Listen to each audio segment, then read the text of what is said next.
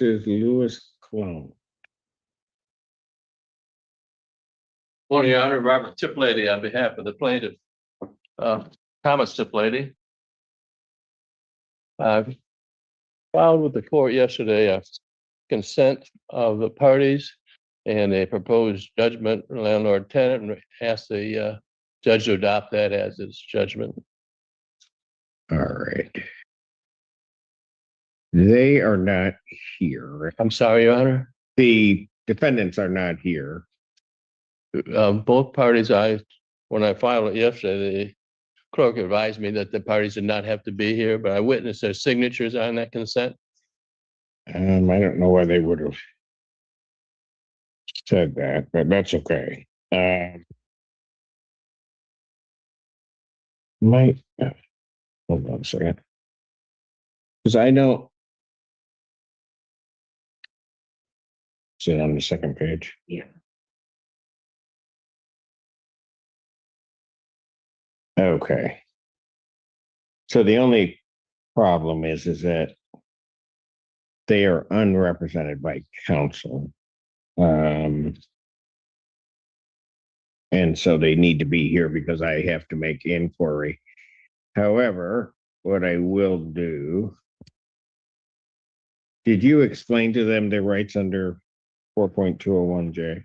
I did, and I understand that the tenants, before they signed the consent, they showed it to, I believe, an attorney friend of theirs, and Okay.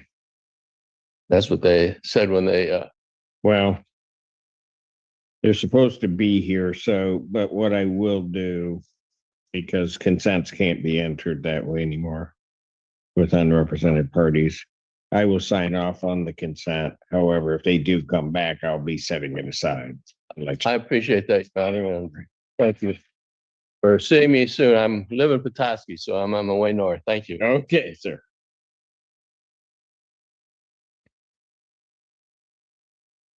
Ram Partners versus Going Robinson. Alex Henry on behalf of the defendant. Good morning, Your Honor. Jim McCart on behalf of the plaintiff.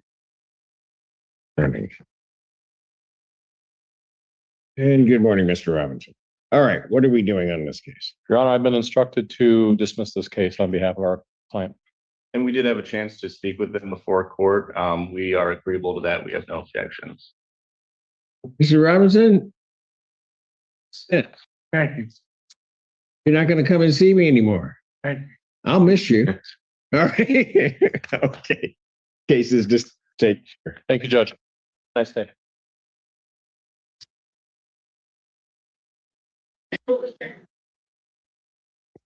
Second page. All right. Fantastic.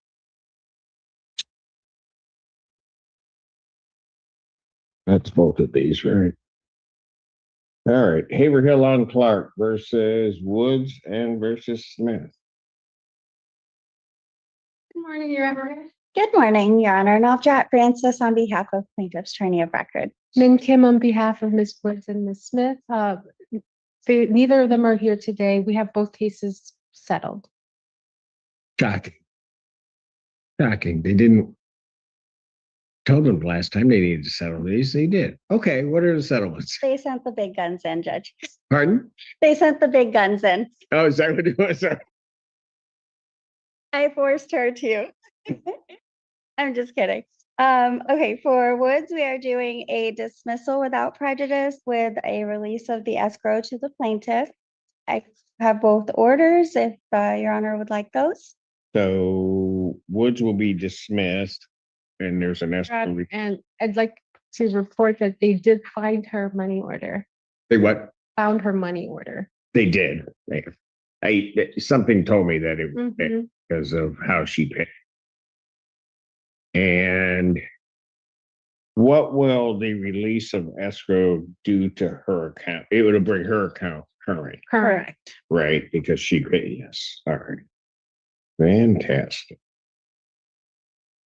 Okay.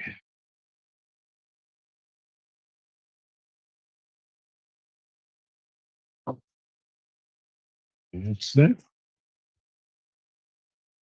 And then on Smith, we are a no dismissal. There is $6,925 in rent to cost of $170 for a total of $7,095. That brings her current through 8/26, and she will pay that on or before 9/25/26. And defendant, I forgot to check this box. September rent is to be paid by 9/25/26 also. And then we have agreed to 4A with the amendment of the affidavit of the objections within 5 days of service, so that we don't go into October. Got it. at So, overrent. but the figure you gave does not include September, It does not, right? So it's going to be that figure plus September. correct. Okay. She gonna be able to do that? Is there assistance or? Well, we have 4,000 secured right now and hopeful for the remainder. Okay. Starting a new job. Okay.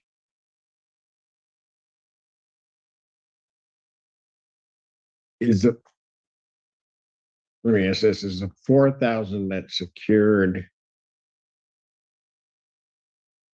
That money's not Hawk, is it? It's through emergency housing fund. Got it. Okay.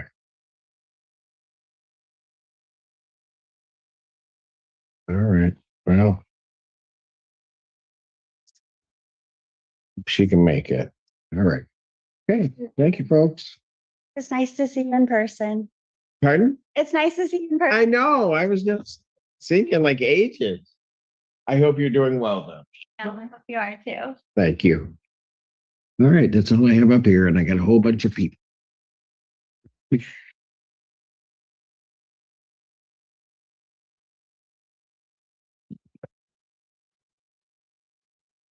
Yeah.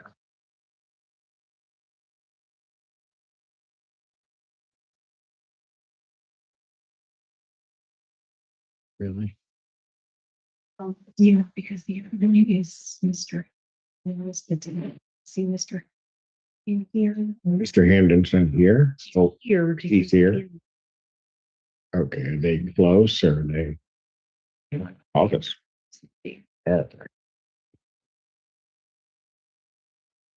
Town Center Place versus Melvin.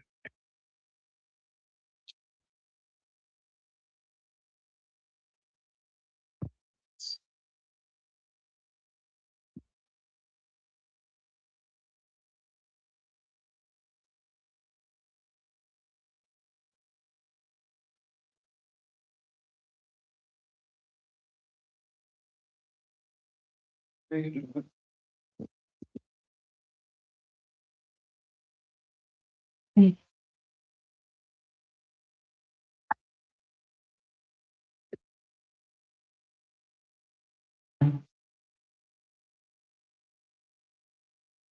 morning.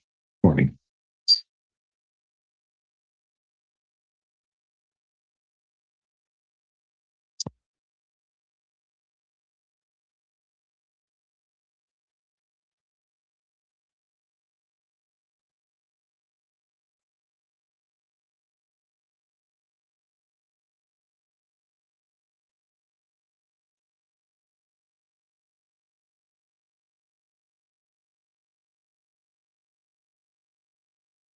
All right, council state your appearance. Good morning, Judge Mark Wasbury on behalf of plaintiff.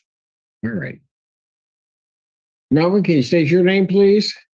Secret Melvin.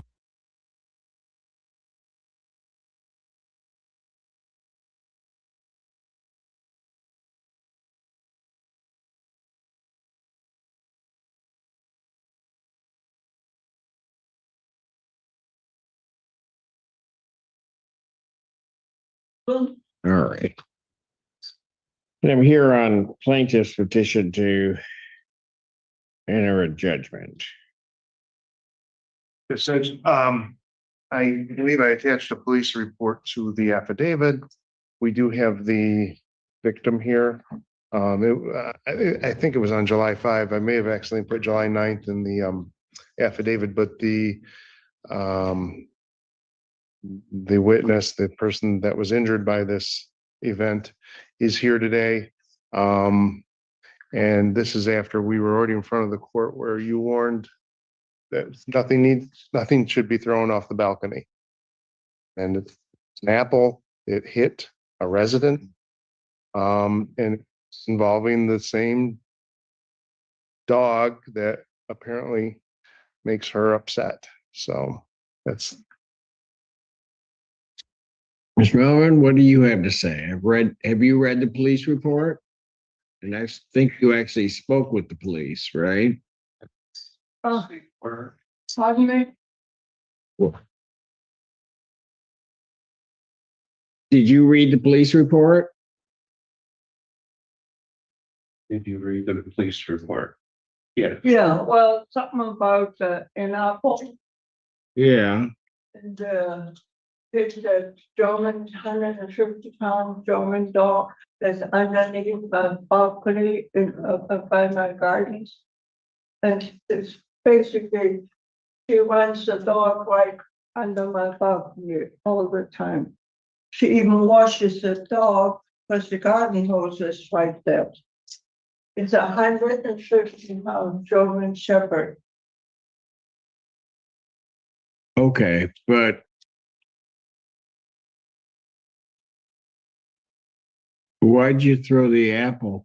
To get her attention so she would move. Okay, so why did you feel she had to move? Well, she's right underneath my balcony, and I do my watering my plants, and sometimes they complain because the water hits them. And then they complain because the dirt hits them. I don't know how much dirt we're talking about, because there's dirt going every day from the wind and how it comes. So, and when she first moved in, we were kind of friendly. But for some reason, all of a sudden, I'm on her, whatever kind of list it is.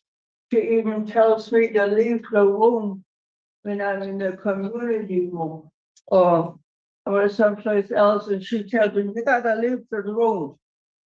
Hey, I live here, it's my house, I've been there since 2006. I never had this stalking or write up.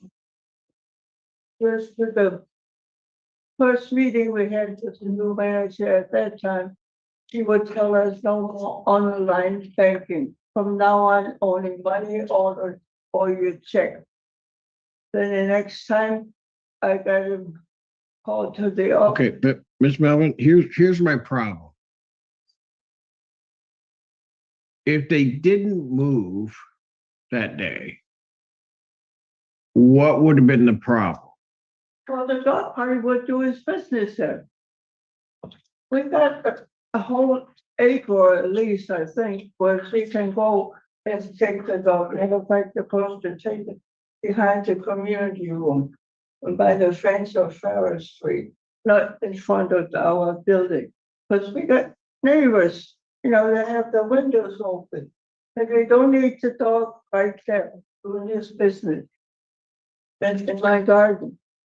Okay, what did you want to say, sir? Can I pass these out? So you have a copy and then you have a copy. What is that? I've done some research. The dog is an emotional support animal.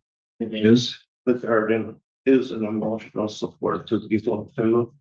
I printed them both out, value of emotional support dog, value gardening for senior citizens. The amazing thing is when they explain it, it's the same thing. Gives person. No, I get, no, I understand what that does, but my problem is the apple. And emotional stress. And then also I printed out dogs in the garden. There's lots of stuff in the garden that make a dog sick, digestive problems, vomiting, which Tracy did have her dog in, was complaining about, and then on the other hand, a dog being in a garden. Dogs species, has, excuse me, contains E. coli, salmonella bacteria that can't be washed away. I do have. that. Let's assume all of that's true. Okay, hold on. Let's assume all of that's true. How do I factor the apple into this? Okay. What it is in the police report. It says Tracy had her dog going to the bathroom out of the garden. That's very in the house. I'm just trying to come up with a solution here. Repeatedly, she repeatedly does this to invoke an emotional response from her mom. When after the asshole, she told me she filed a police report. You know, she's like, oh, I don't mind the water, the water. I'm kicked out of here. Which has been Tracy's and Renee's management. Tracy is head of the council for Floating President. They both campaign to harass the main but anyway, I do have a picture on the back of here showing how large that backyard was. There's plenty of. So can I just hold on a moment? There's been two instances, well, this being the second one, where the dog is underneath or near that balcony. Is there a reason why the dog is there? I don't know who that is behind you raising their hand. Well, I don't know the area, describe the area, please. All the dogs are allowed to go wherever they want to in that backyard. There's no certain area that they can go.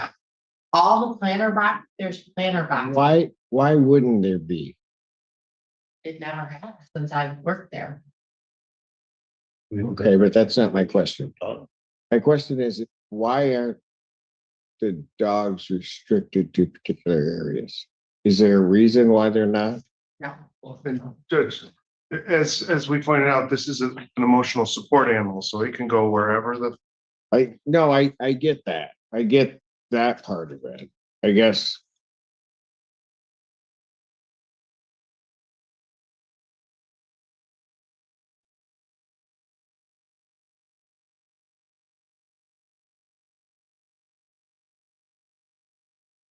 I mean, part of my concern is, and there's got to be a balance here, that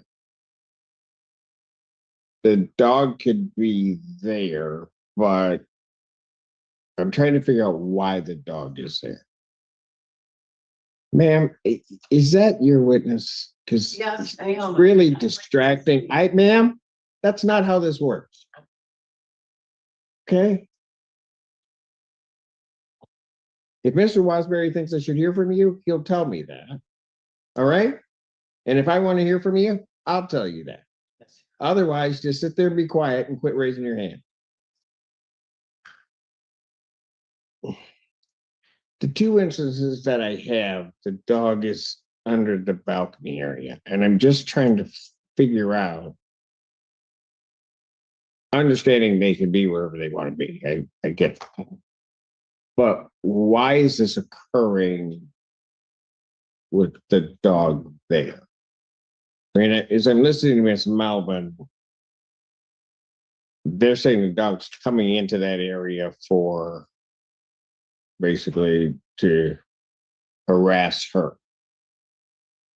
The area that they're in, because I'm presuming it's the same area as the last time, right? Yes. What is why are they there at that point? I mean,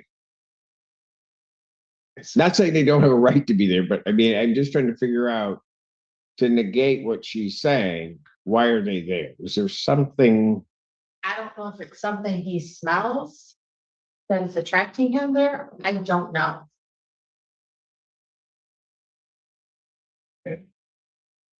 Judge, we do have the witness if she would like to explain why she walks her dog where she walks her dog. Okay, that may be what I need to hear. Miss Melvin, what do you want to tell me? Well, she has a dog on a leash, so she is in control of the dog. So if she puts it over there, the dog's gonna do his business. Now she takes him to the right side or the left side or behind the tree. She is still in charge, but she has a dog on the line.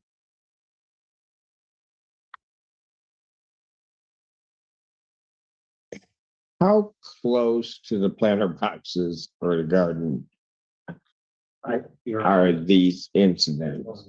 Interrupt you. These I just took the other day. Show the planter boxes. They show the whole 2-acre backyard. There's plenty of room for fun if you'd like to take a look at it.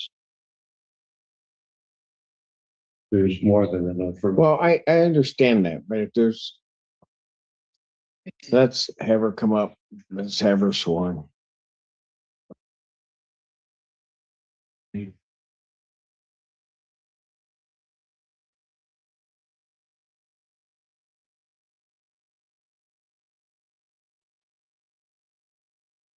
Where he says, raise your right hand. Solemnly swear to affirm the testimony you're about to give to be the truth, the whole truth, and nothing but the truth, so help you God. Yes. We'll have a seat. State, spell your first and last name for the record, please. Therese Stasek, P-H-E-R-E-S-E.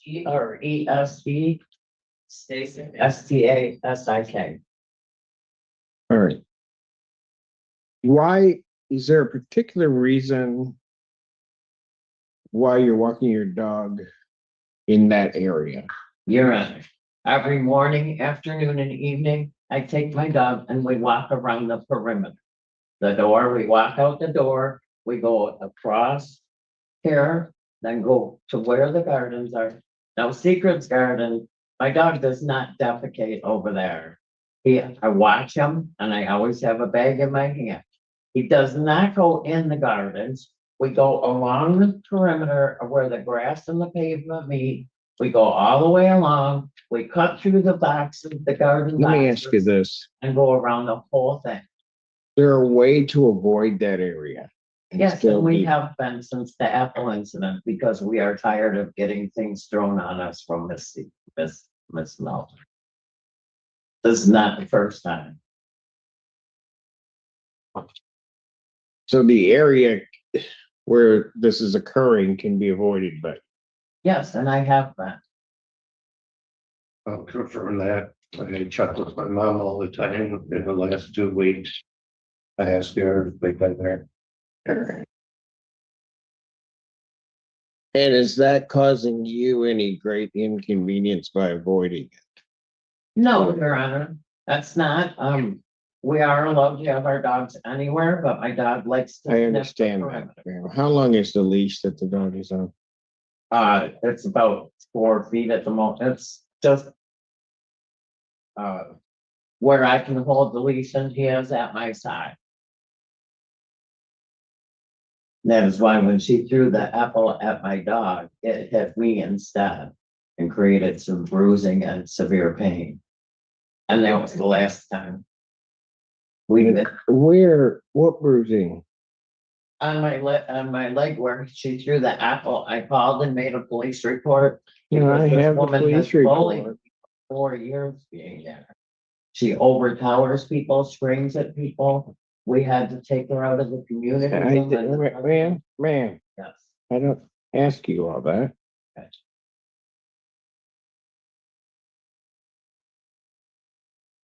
So, did you go to the hospital? Nope, I called the police and made a report, and 2 days later, a bruise showed up and we took pictures of it. Where are the pictures of the bruise? I don't think I have. I those. just, So I just received them today. From an apple? Was it it was a big apple. okay? It, Watermelon, right? yeah, it's not.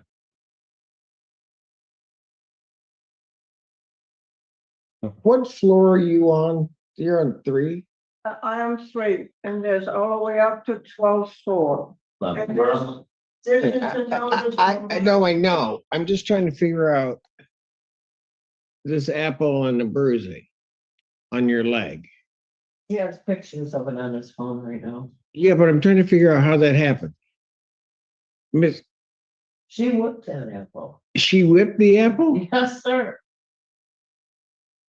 What? You left-handed or right-handed? What hand are you, right-handed or left-handed? Right-handed? Yeah. Tigers could use you. I guess I'm trying to figure out how fast this was thrown. I'm 84 years old. I know. I'm- I'm well aware of that. And I'm trying to figure out, she whipped this apple. Is that what you're telling Yes, me? and it stung. Stung, made a red mark, and 2 days later, the bruise appeared. I had people take pictures. I also have residents that are willing to, I have a court case going on right now for assault.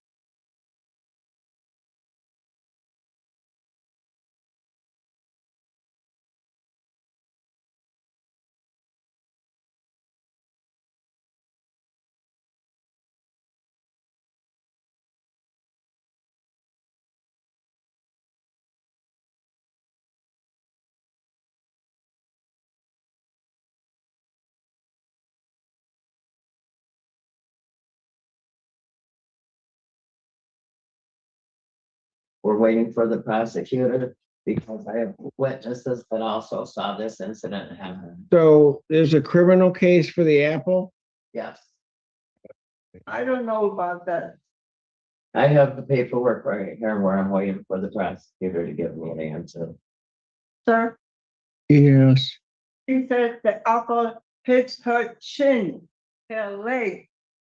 And her dog was in front of her leg, so that's a lie.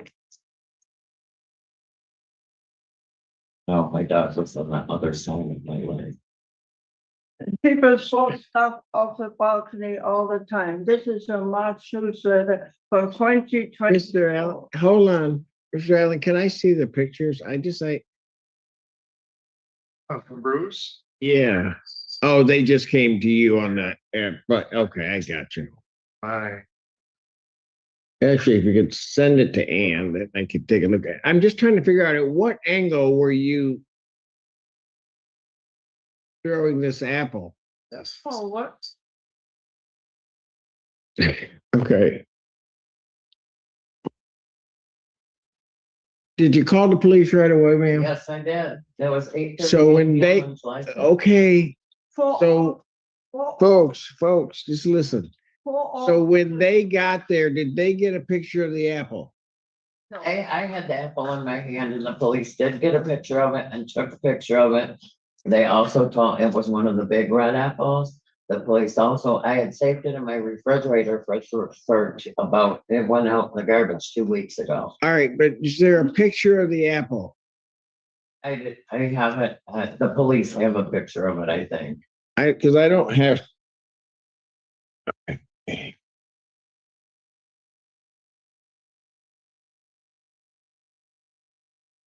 Because I don't have a picture.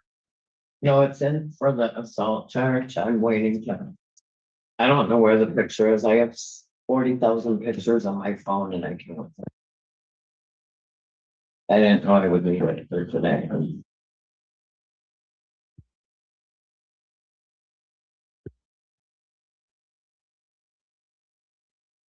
Okay, so you're telling me that Ms. Melvin threw an apple from her 3rd floor balcony and hit you in the leg. 2 days later, caused bruising. Yes. I couldn't hit her leg because the German Shepherd is in front of her. So hold on. So how close are you to the balconies when she throws this thing? There's only like 20 feet from the pavement to the balconies. And I was probably 4 feet from the cement. So I was probably 15 feet away from her balcony. When you say 15 feet away, From If hers is. If you on- drew a line straight down the balconies, you're 15 feet out. Yes. Yes. And she's on the 3rd floor. And she threw this apple at an angle that it hit your leg and bruised you. Yes. She's got quite an arm.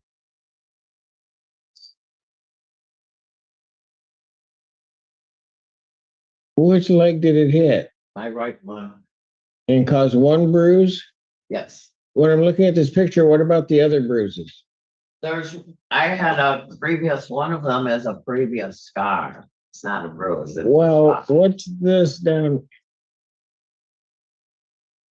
Did you print that for me? Yeah, I just gotta get it from her.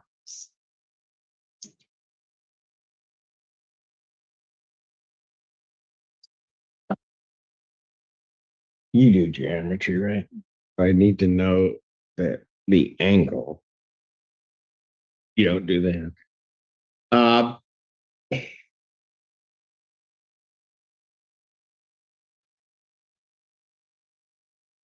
Did the apple bounce and then hit your leg, or did it just was straight into your leg? It went straight into my leg and bounced after that.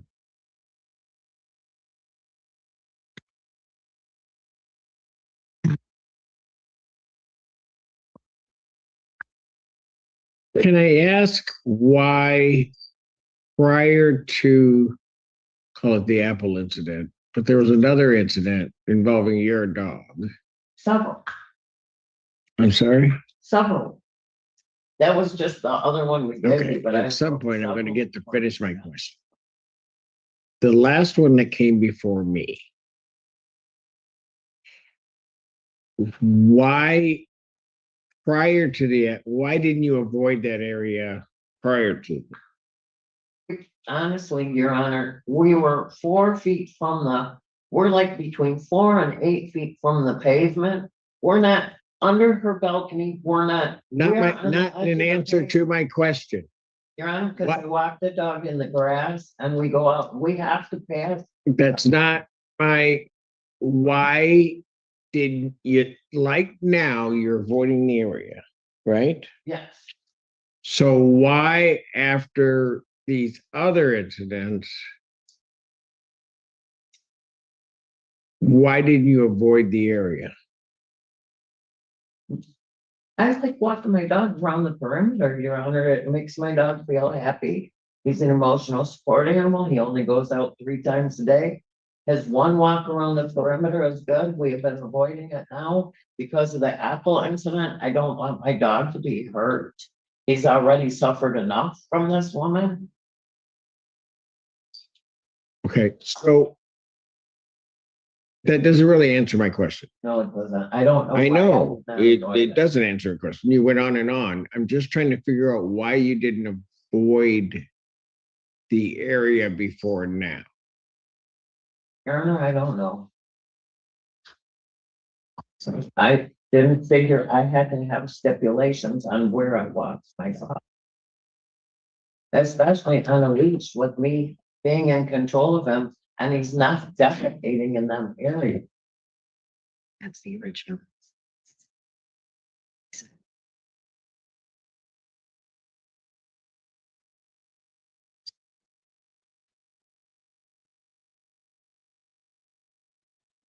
That was this way. So, ma'am, if I'm looking at these bruises, you're saying that's the bruise there? No, Your Honor. This yellow one, but this here. This is a previous scar. The bruise is in this area. And like on the first picture, it does not show up real well, but it's from where it's yellow and black. On the first picture, and it is inside the square where it's outlined, the bruise. And it got darker as time went, but that was the second day when it first started, is when I had the picture taken. So the police were there, then they came back out to take the pictures? No, they did not. I had a resident do it and he emailed me them with the time and date on it. So you didn't take this picture, the police didn't take this picture? I've been to the police station several times and asked them, I brought the apple to the police station and I tried to show them my bruise and they said we wouldn't need it until we went to the prosecutor's office.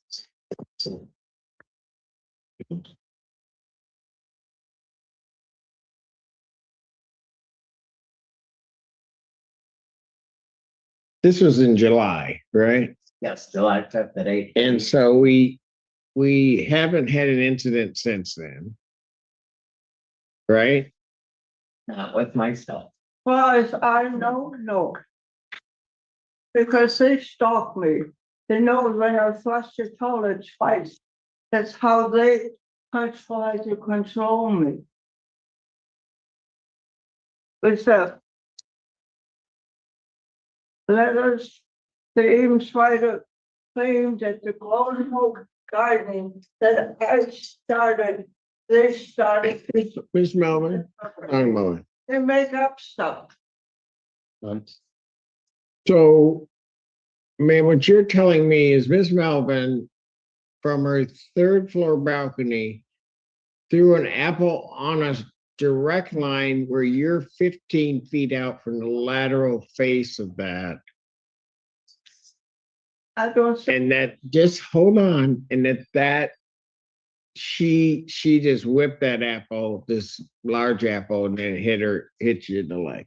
Yes, Your Honor. She tried to hit my dog, but it hit me instead.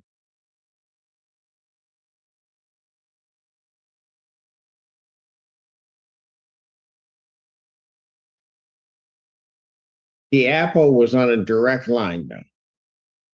Well, I mean, just Well, Your Honor, she went like this, it went towards me, I didn't duck or anything, and it hit my leg. okay. So you saw the apple? Yes, No. You saw Miss Melvin. Did you see Miss Melvin throw the apple? yes. Because she was on the balcony and I saw her throw, and it wasn't it was a big apple. I could not tell what it was from up there as my eyesight isn't perfect.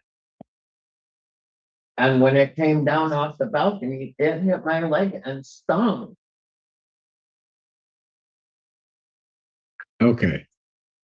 The prosecutor, did it go to the Washington County Prosecutor's Office? Yes, and I've been calling them every week since July 5th. I'm Every sure they Monday. enjoyed that. But it went there, Yes, and what's their answer? they're waiting for the prosecutor to deny or accept it.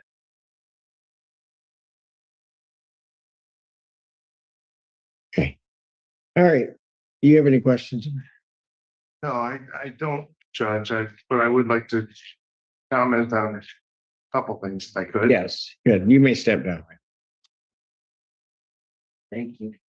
Judge, I don't think Miss Melvin is denying that she threw the apple, whether it caused a bruise or not, or how strong her arm is, she had a judge tell her, don't throw things. We've been coming here for, I think, about a year now, Judge, and with over multiple issues. If I had a judge tell me not to throw things off my balcony, I would abide by that. And so she is in default of our agreement that we have with this court. this agreement was dismissed by you. This was, two of them went in the back room without my knowledge. What now? Yeah, and it was dismissed on your court order. The condition. All those The charges, conditional order of dismissal. yeah. Okay, but then that means you're supposed to do or not do certain things for the case to remain dismissed. Well, sometimes I'm 84, and sometimes your emotion gets the best of you, especially when they're doing that all the time. I have a guidance right there, and I've been there since 2006. Then I started the garden, was going All home. right, Ms. Melvin, let me ask you something. Yes. When you were on the balcony, you threw the apple, right? Yeah. Okay. Did it hit her? So, because I threw it up off her. Otherwise, she had the dog. Hold on. And she would be. No, Miss Melvin, hold on. So you're telling me that while you threw it, it didn't hit her? Like, I didn't hit, and since she just hit her, I threw it to. But, get a no. Dog. Okay, I get what your intention was and we'll deal with that. But did you hit her with the apple? No, Okay, so after you tossed the apple, where did it go? I'm the back in the lawn. Underground behind Did it me. hit the ground? Yeah, Did it hit cement? no, the grass. It just landed on the grass. You're saying it just landed on the grass? Yeah. Did it hit anything before it hit the grass? No. Because I don't throw things to hit people or hurt people and all that stuff. That's the least of my attention. I just wanted to move. Because she has a dog and she washes the dog right there in front of the garden boxes. Because the sprinkler system is right there. She used to be nice when she first moved in. I mean, she quit smoking a while back, so I don't know why that turned her. And I like for her to tell me what I did that made her hit me or hate me. Because when I'm in the community room and she's there, she tells me, you leave right now. You leave right now.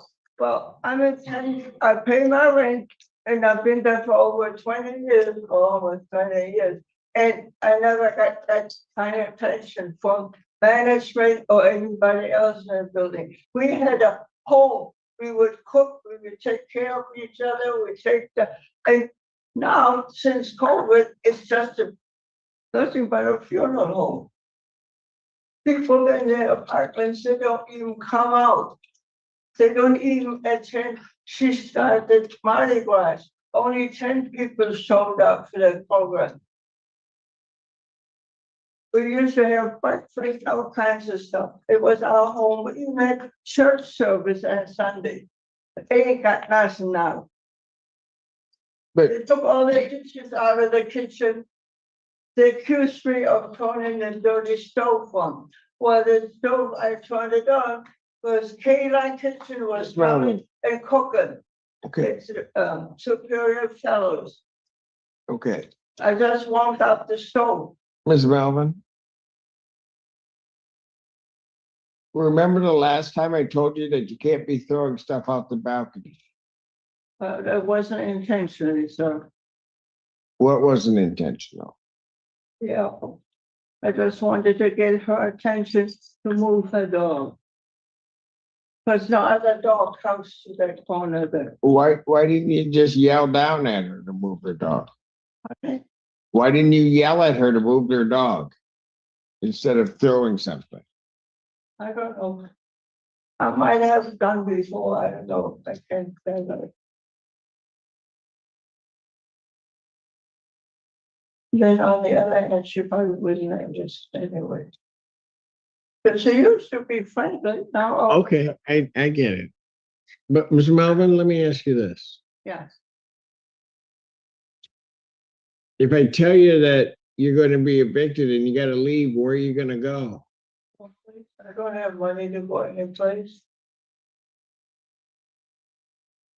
I'm at Section 8. My husband did 2 tours in Vietnam and Korea, but I raised the kids by myself because I'm the only one from my family that came to America in 1960. There was no extra help from the government, not even child support. So I'm used to struggling by myself. Okay, I got you. But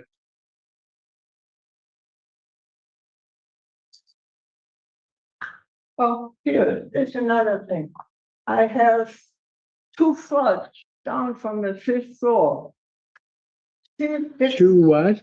Floods, water leaking from 5th floor to 4th floor to 3rd floor to all the way to that. management didn't send anybody to clean it up. Much was that we borrowed the vacuum so I could vacuum the water. That's how they treat me. I got you, but They even took my Miss name. Melvin, Miss What Melvin. was it? Oh, They even okay, took- I'll wait. Go ahead. They even took my name off the lobby intercom. So nobody can come and visit me. I have 5 phones that are disconnected. I remember the phones. Now I got a phone that's controlled by the FCC and you can't turn it off. Because I couldn't even call 911 for help. Okay, Matter of fact, this so Miss Melvin, is more than LW.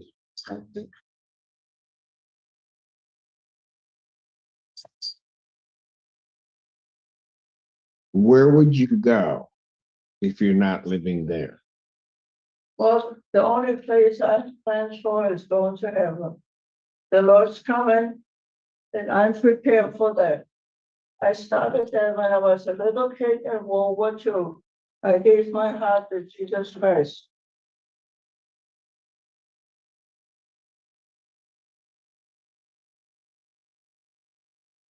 Okay. From the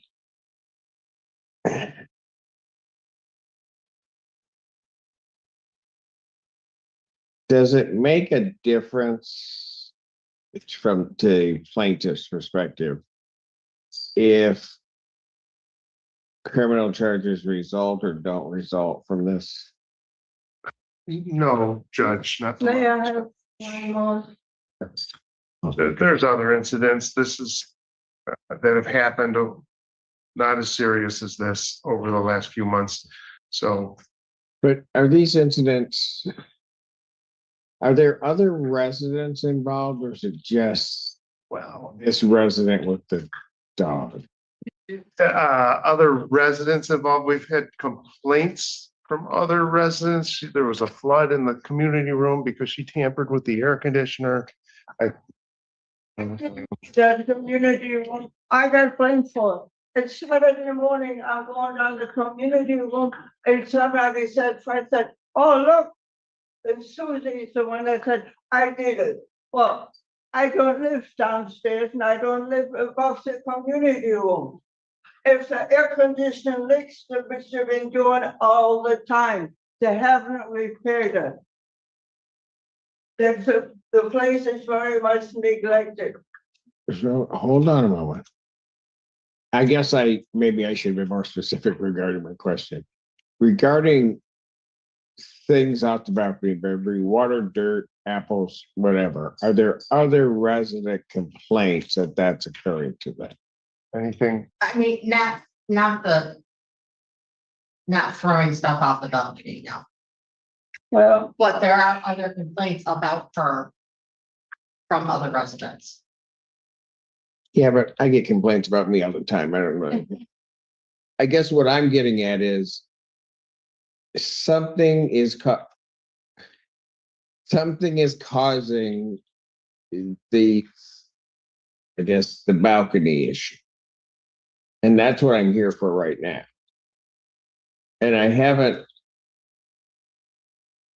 had anything off the balcony since the route of walking the dog has changed. Right? Everybody can agree to that, right? Nobody's complained anyway. No.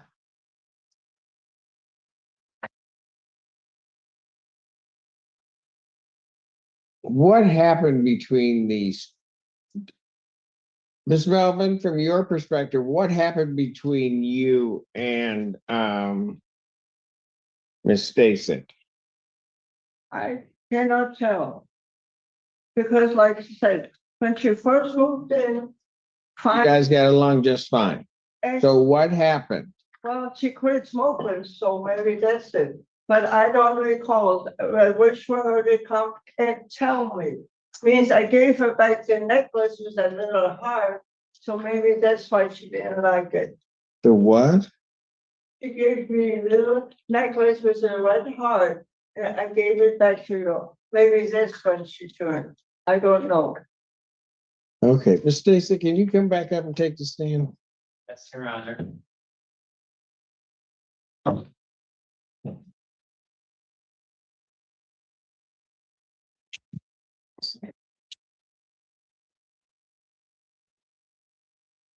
So Miss Stacy, you two got along at one point, right? Absolutely. And I still. Okay, so what happened? Well, after being president there for 3 years and having consistent complaints from residents about how she bullies people, screams and towers over them, not just myself, but at least 4 more. Okay, so that's what shaped you to just not be able to get along with her now? No, because I still get along with her, Your Honor. I think she is a smart, very intelligent woman, but the bullying has got to quit. And somebody, our residents deserve to not to have to be bullied. And if something doesn't go her way, she bullies them and she screams at them and hovers over them. And some of them are terrified.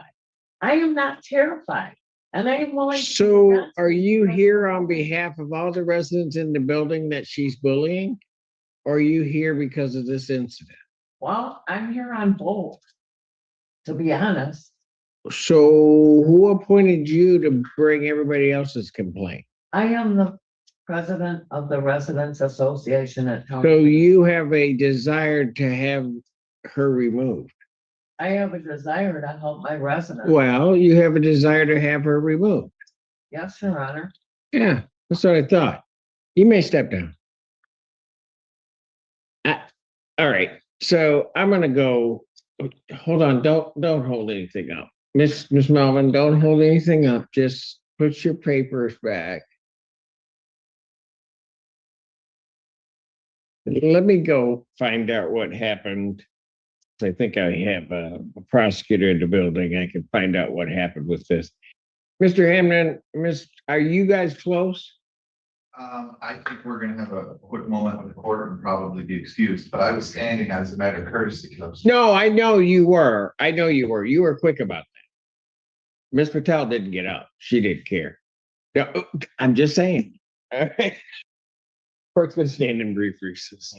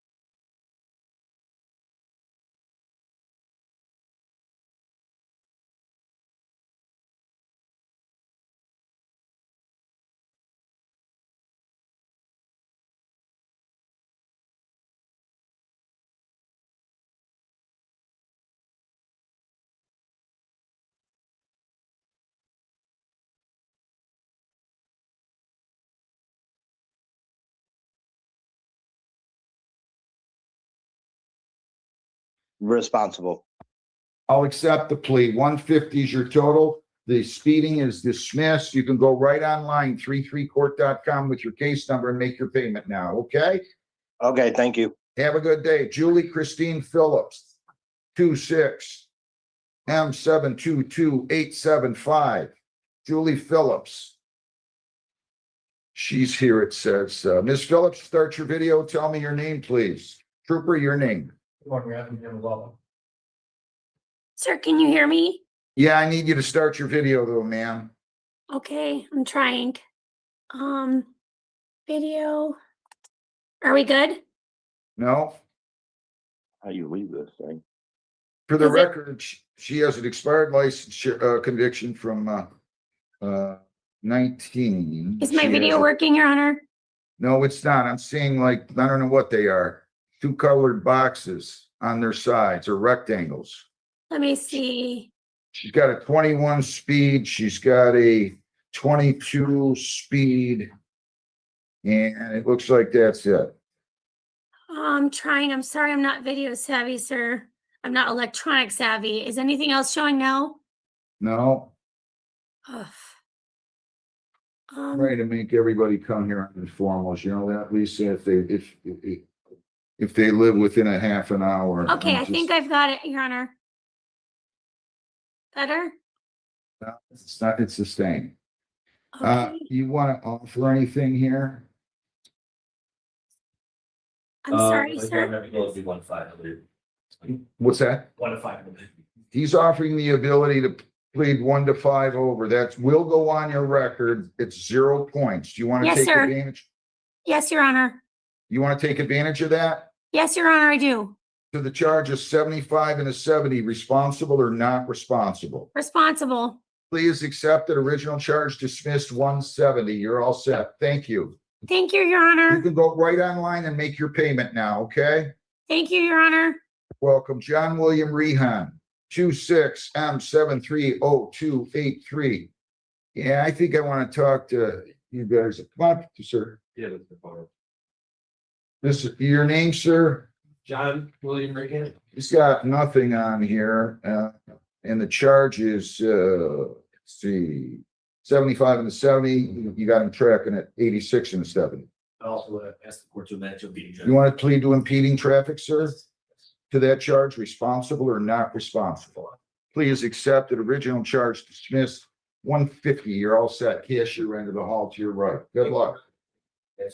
Mary Margaret Morris, 26M732507. And if I have Gary Black in here, is he here? Gary Black? You He's can on bring him Zoom. in, but I'll call him next. Ma'am, you can come on up here. Don't be bashful. How are you?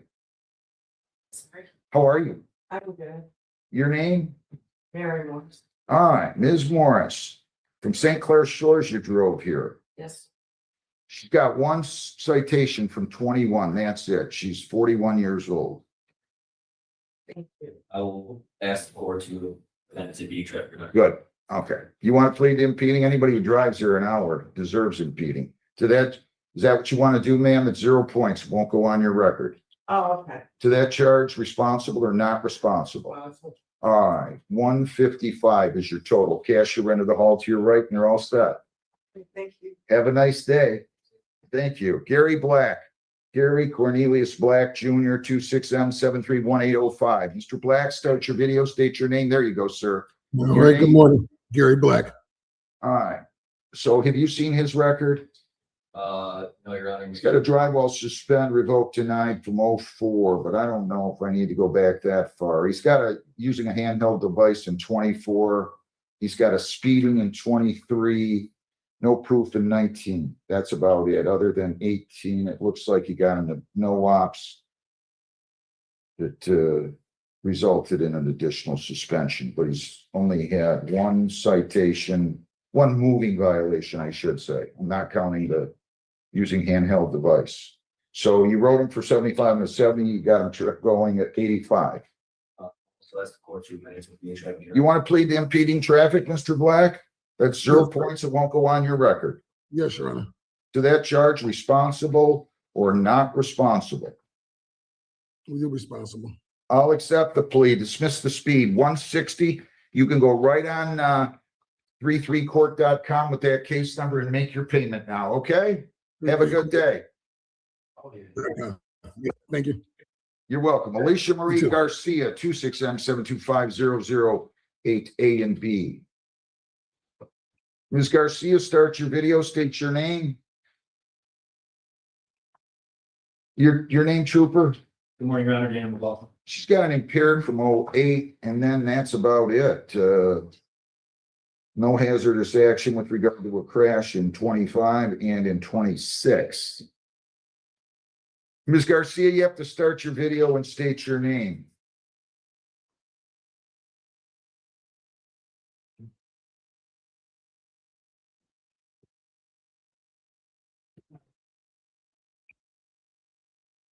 Ms. Garcia, you have to start your video and state your name, ma'am.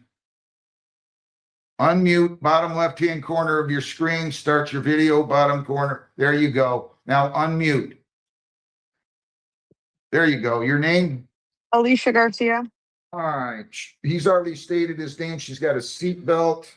And that's it, other than the speeding, which is, she wrote it for 80 and a 70. She was going 95 and a 70.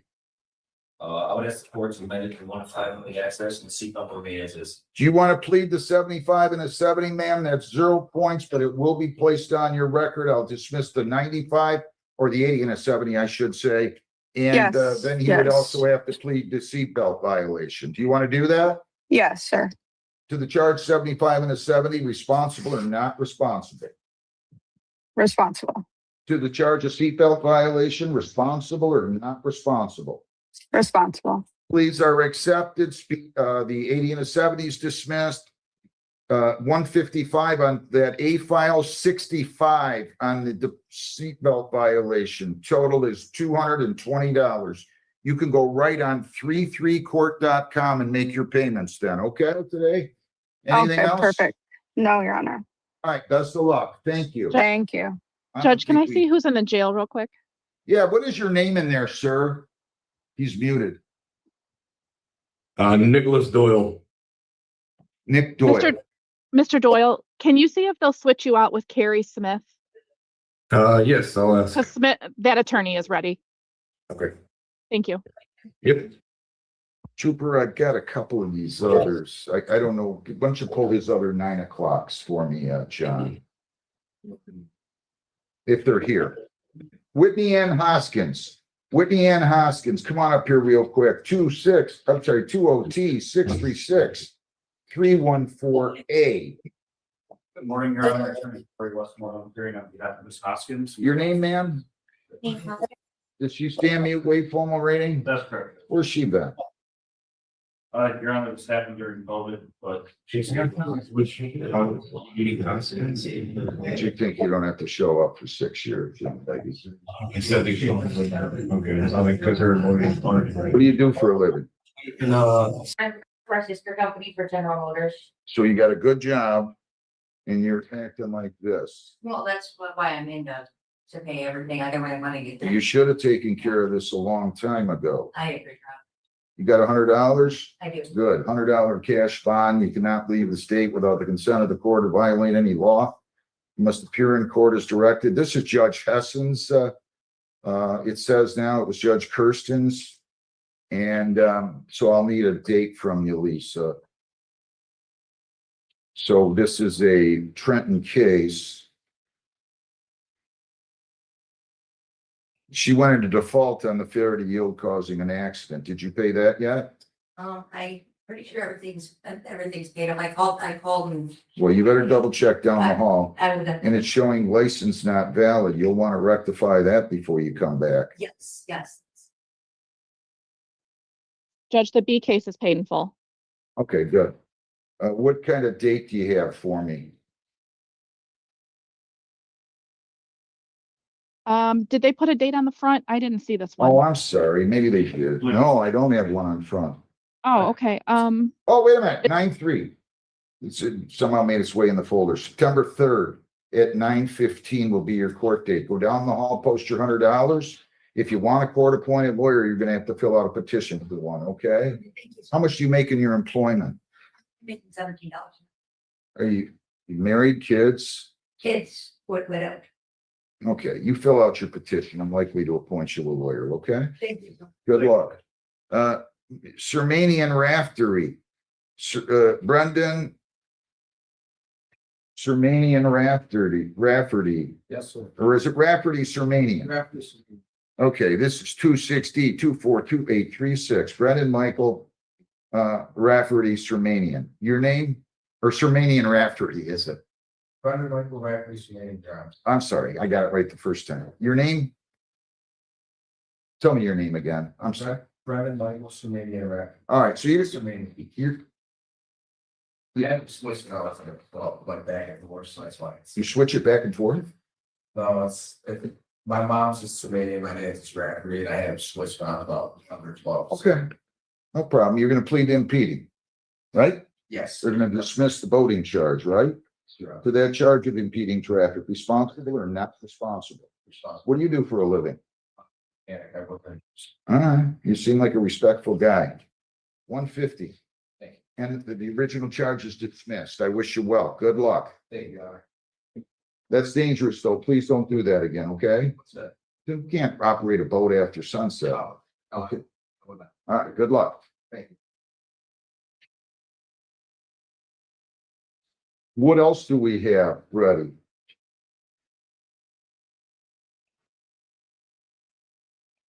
We still got a few minutes on the 9 o'clock. All right, do we have, I have one informal out there, Lupini. Lupini? Yeah. That's all I got right now.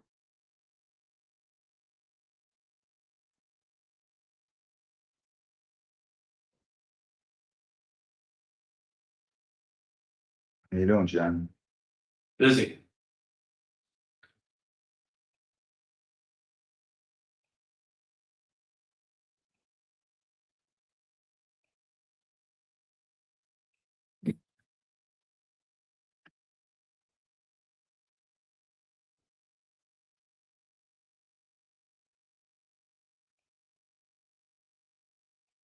Here's the, can you hold on to this, Sadie, until we get the motion?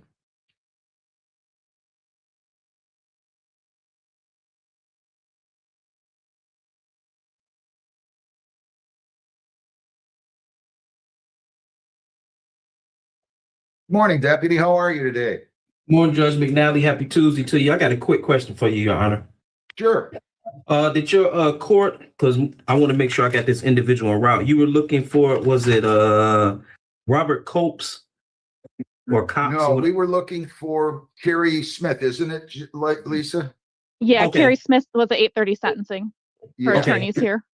You ready? Kerry Smith, we're ready on that. Yes. All right, about to bring him up now, sir. Thank you. Kerry Smith. People against Jacob Dante Lupini, 26M 730-243. Lupini. Yeah, I'm gonna want her to come up here when I call it. Where is Mr. Lupini? Sir, you gotta take that phone out of here. Where's Mr. Lupini? Is he here?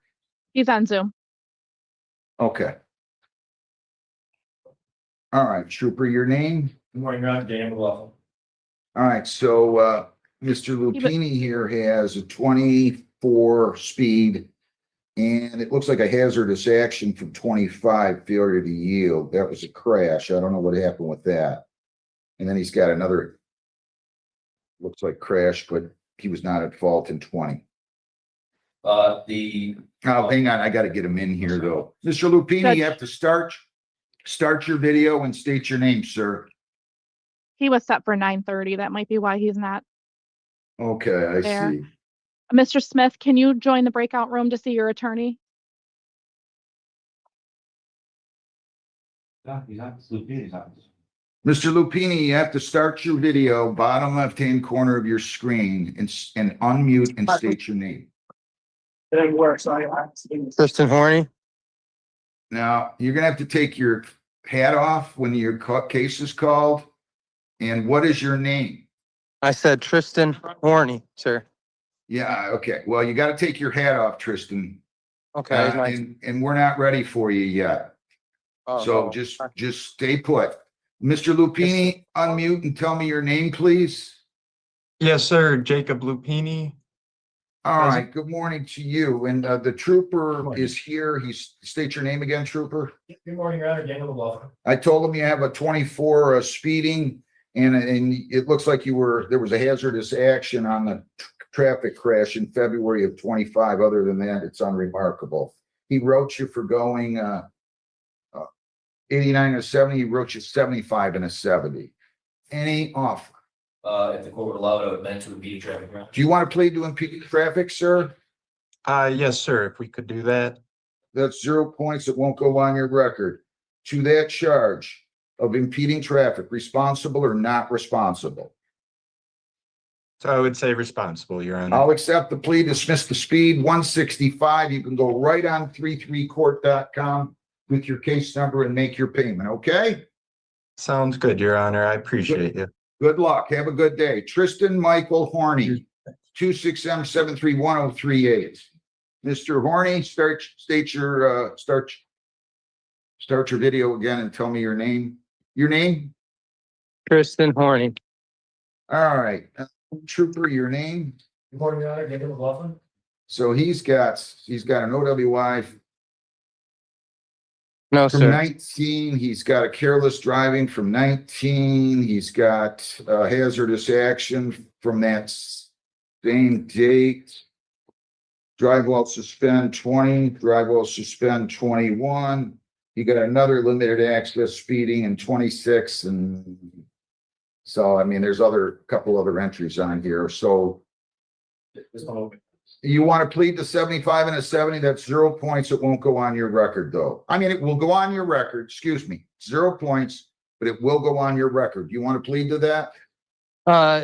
Yeah, I think so. Yes, I just had a question. When the officer pulled me over, he informed me that I had a warrant, and he told me that if I set up this hearing, that we could take care of that today. That's kind of why I did this. I wasn't really disputing the fact that I was speeding. I kind of knew that I was speeding. Check that. Well, we'll check that for you right now to see if you have a warrant, okay? Thank you, Charge sir. of 75 and a 70, which again is 0 points, but it will go on your record.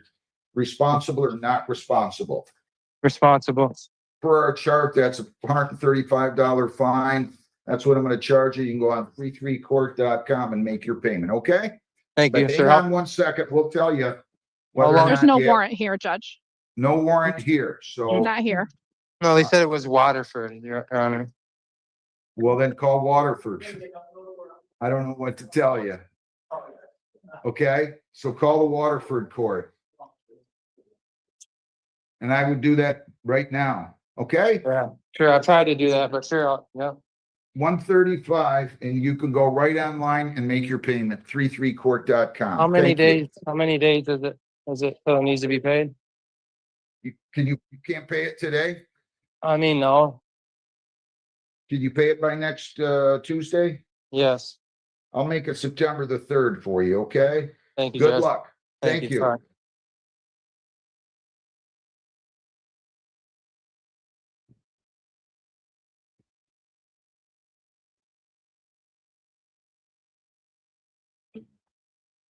All right. Nigeria Leanne Cortland, 26M728-599. A, B, and C. Good morning, ma'am. Your name? All right, so these are 9 o'clocks, right? Well, one says 9 o'clock, one says 9:15, Lisa. Do you, I got 3 different days in the mail. looks like they set them for 9:15. They're set for 9 o'clock. Are they? Okay, somebody Yeah. wrote 9:15. All right, good enough. The officer failed to appear. This notice says 9:15 on the C file. Yeah, Your Honor, I got 3 different dates in the mail. Well, then I better wait. I'm gonna have to wait. That says 9:15. It was Nine- initially set for the 18th and then we had to move it. The officer said he was out of town, so then we moved it to this week at 9 o'clock. Okay. Okay, so we renoticed everything, right? And, Yes. all right, good enough. The officer failed to appear then. I'm gonna go ahead and dismiss your cases. Did you get the defective equipment taken care I bought my car that way. I don't know where. of? What is it? What is it? Window tint? Yes, sir. Well, they're gonna write you for it again. You better go take care of that. What about insurance? You got insurance? Yes, I have it on my phone. I told him when he pulled me over that I had it on my phone. All right. No, I don't need to see it. I'm gonna go ahead and dismiss. They got you going 8 to 5. You're gonna slow down, right?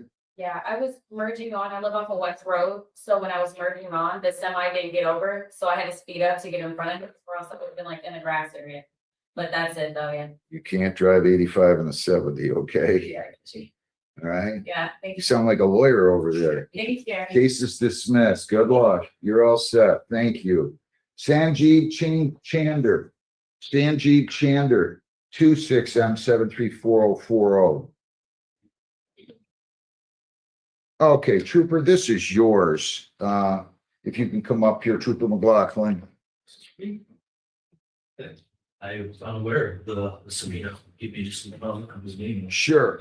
Mr. Sander, this is 26M734040. Your name? Sanjeev Chander. All right, so he's got nothing. He was going 90 in the 70. He wrote him for 75 in the 70. There's nothing on his record. Yes. Take your time. So I was coming from Canada. So in the border. Why did it say if you're coming from Canada, you can drive 90 on I-75? I'm just curious. I know, but in the border, it took time. We take like an hour and a half. And my daughter, she want to go for a Just let him look at this and think about this, okay? Give me 1 second. You said you got a record. Clean record. I meant to impede traffic. He'll give you impeding. You want to plead to impeding traffic? 0 points, won't go on your record. All right, that's fine. To the charge impeding traffic, responsible or not responsible? Responsible. I'll accept the plea, dismiss the speed. 160 is your total. You can go right on to 33court.com with your case number and make your payment, okay? Please slow down, Mr. Chander. I don't care if you're coming from Canada or where you're coming from, okay? Thank you so much. Good luck. Vanessa Renee Sherrod, 26 M725251. Sherrod.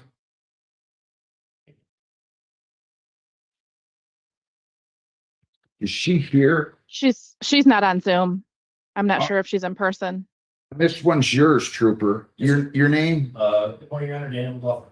She didn't show up. He wrote not here, and she's not in the courtroom, and she's not in Zoom. Default judgment's entered in favor of the plaintiff and against the defendant. David Anthony Williams Jr., 26 M7228848 in B and C. And let's see here. Says defendant not here. Do you have a David Williams out there, Lisa? No, not on Zoom. All right, this was scheduled for 9, right? So I'm going to go ahead and enter a default judgment in favor of the plaintiff. Trooper, your name again? Good morning, Your Honor, Daniel McLaughlin. So I'm going to go ahead and enter a default judgment on all of these in favor of the plaintiff and against the defendant. Defendant was given his 15 minutes and neglected to appear, so I will go ahead and do that. Let's see, today is 25th.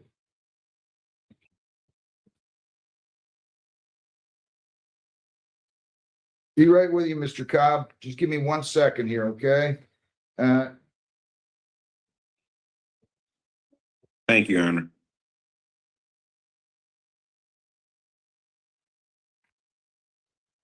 Mr. Cobb, do you want a breakout room with any of your clients? The only one here so far is Kanga. I've spoken with all of my clients. Mr. Kanga, I've spoken with him this morning. I'm fine. I've just received digital discovery for him, so I'll meet up with him. Let me just call the case, so give me a second. Christopher Evan Beaufort, 26M728605. Mr. Beaufort here says. He's on Zoom. All right, and I believe Trooper Samsel is here. Mr. Beaufort, start your video. Today's your lucky day. Your name? Yes, Your Honor. Hi, I'm Christopher Beaufort. Your case is going to be dismissed. The officer didn't show. I gave him 15 minutes. It is now 9:24. Case was scheduled for 9. You're a winner. Case dismissed. Congratulations to you. And you just slow down a little. Will you do that for me, please? Yes, Your Honor. I appreciate you. Have a good day. Good luck. You as People well. Thank against Pozon. Jonas Vincent Pozon Jr., 7222854. This is Trooper McLaughlin's clean record. Mr. Pozon, your name? Where's Mr. Pozon? Says defendant here. Is he on, He's on Zoom. I'm trying to move him, but it looks like he's stuck. okay?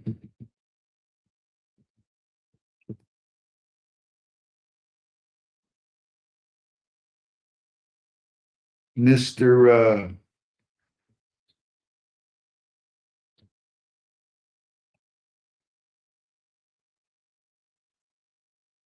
Yeah, I'm not sure what happened, Judge. He's kind of stuck between the waiting room and the courtroom. All right. Miss We Lacey do- is ready on her sentencing for Smith. Yeah, why don't you hand me that, John?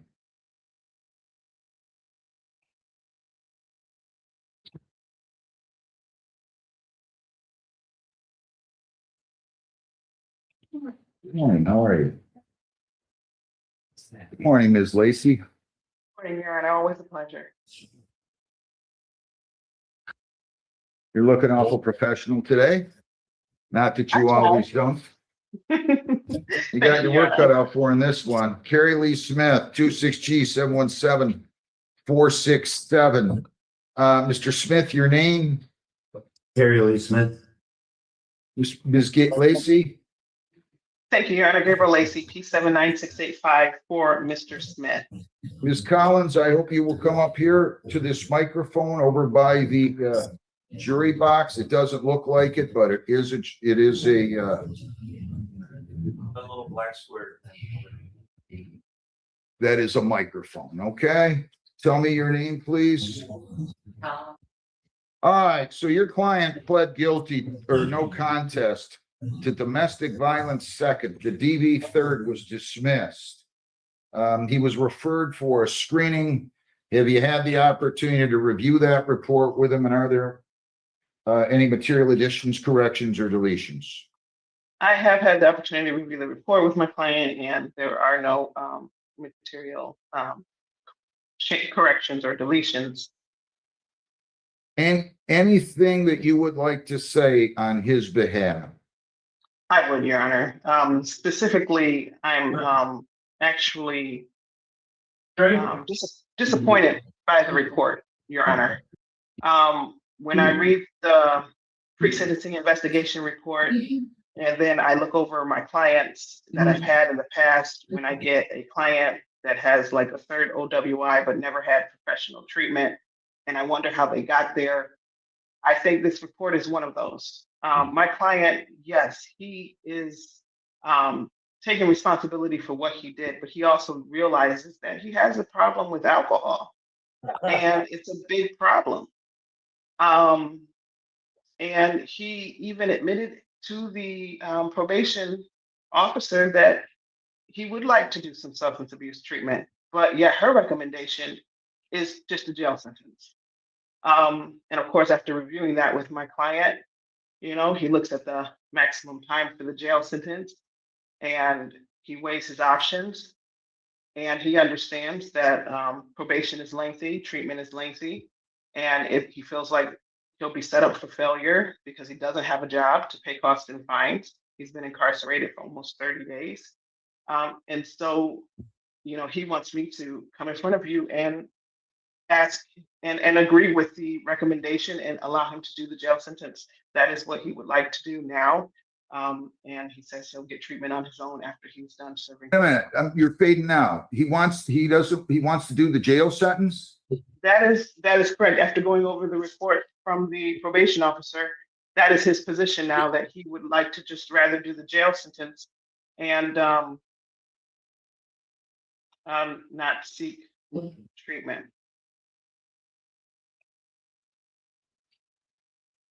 Okay. Well, no disrespect. I'm wondering, what does the report have to do with that decision on his part, though? You're saying you're disappointed in the report, but yet he doesn't want to do treatment anyway. So, and this is a third conviction, a DV second, but it's still a third conviction for domestic violence, and this was his mother. And I'm really repulsed by some of the things that he did and said. So I just want to make sure that everybody is on the same page here. Sir, you don't want to do probation, you just want jail. I would like to do my jail sentence and seek treatment on my own once I'm out of jail so I can go to the proper treatment center. I want treatment. I want to do it of my own volition and be able to get some more information instead of just being thrown into a treatment that may or may not help me. I'm really interested in getting treatment. But I'm also willing to just do my jail sentence. I'm taking responsibility for my actions, and then I will seek help. First page of the register.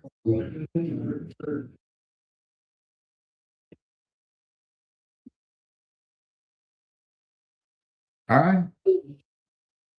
And just so that, because this is a DV second, I think that I gave him a DV one. DV second is up to 1 year, Mr. I think Now, he she told understands me that. 90 You days. understand that, right? Yeah, no, it's 1 year. I'm sorry, because it's a DV second. Okay, well, she just told me that it was 90 days when I just spoke to her in the If you want to breakout. go back into a breakout room, that's fine. Absolutely. Okay, so I think we might. So wait a second. So you don't want to do that now? Is that what you're telling me? I was told that the jail term would be 90 days. And I said, well, I've been Okay, here fine. I over don't want to 30 know what your lawyer already. told you. That's fine. I'll put you back into a breakout room with her. And you guys can come out. If you change your mind, that's fine. And then we'll start the sentencing over, okay? I'll be Yes, right sir. with you. Thank you. Poson, is Jonas Vincent Poson Jr. here, Lisa? Do we ever get him out of the breakout room? Yeah, he logged back in. I'm gonna try to move him again. Cooper, you can come on up here.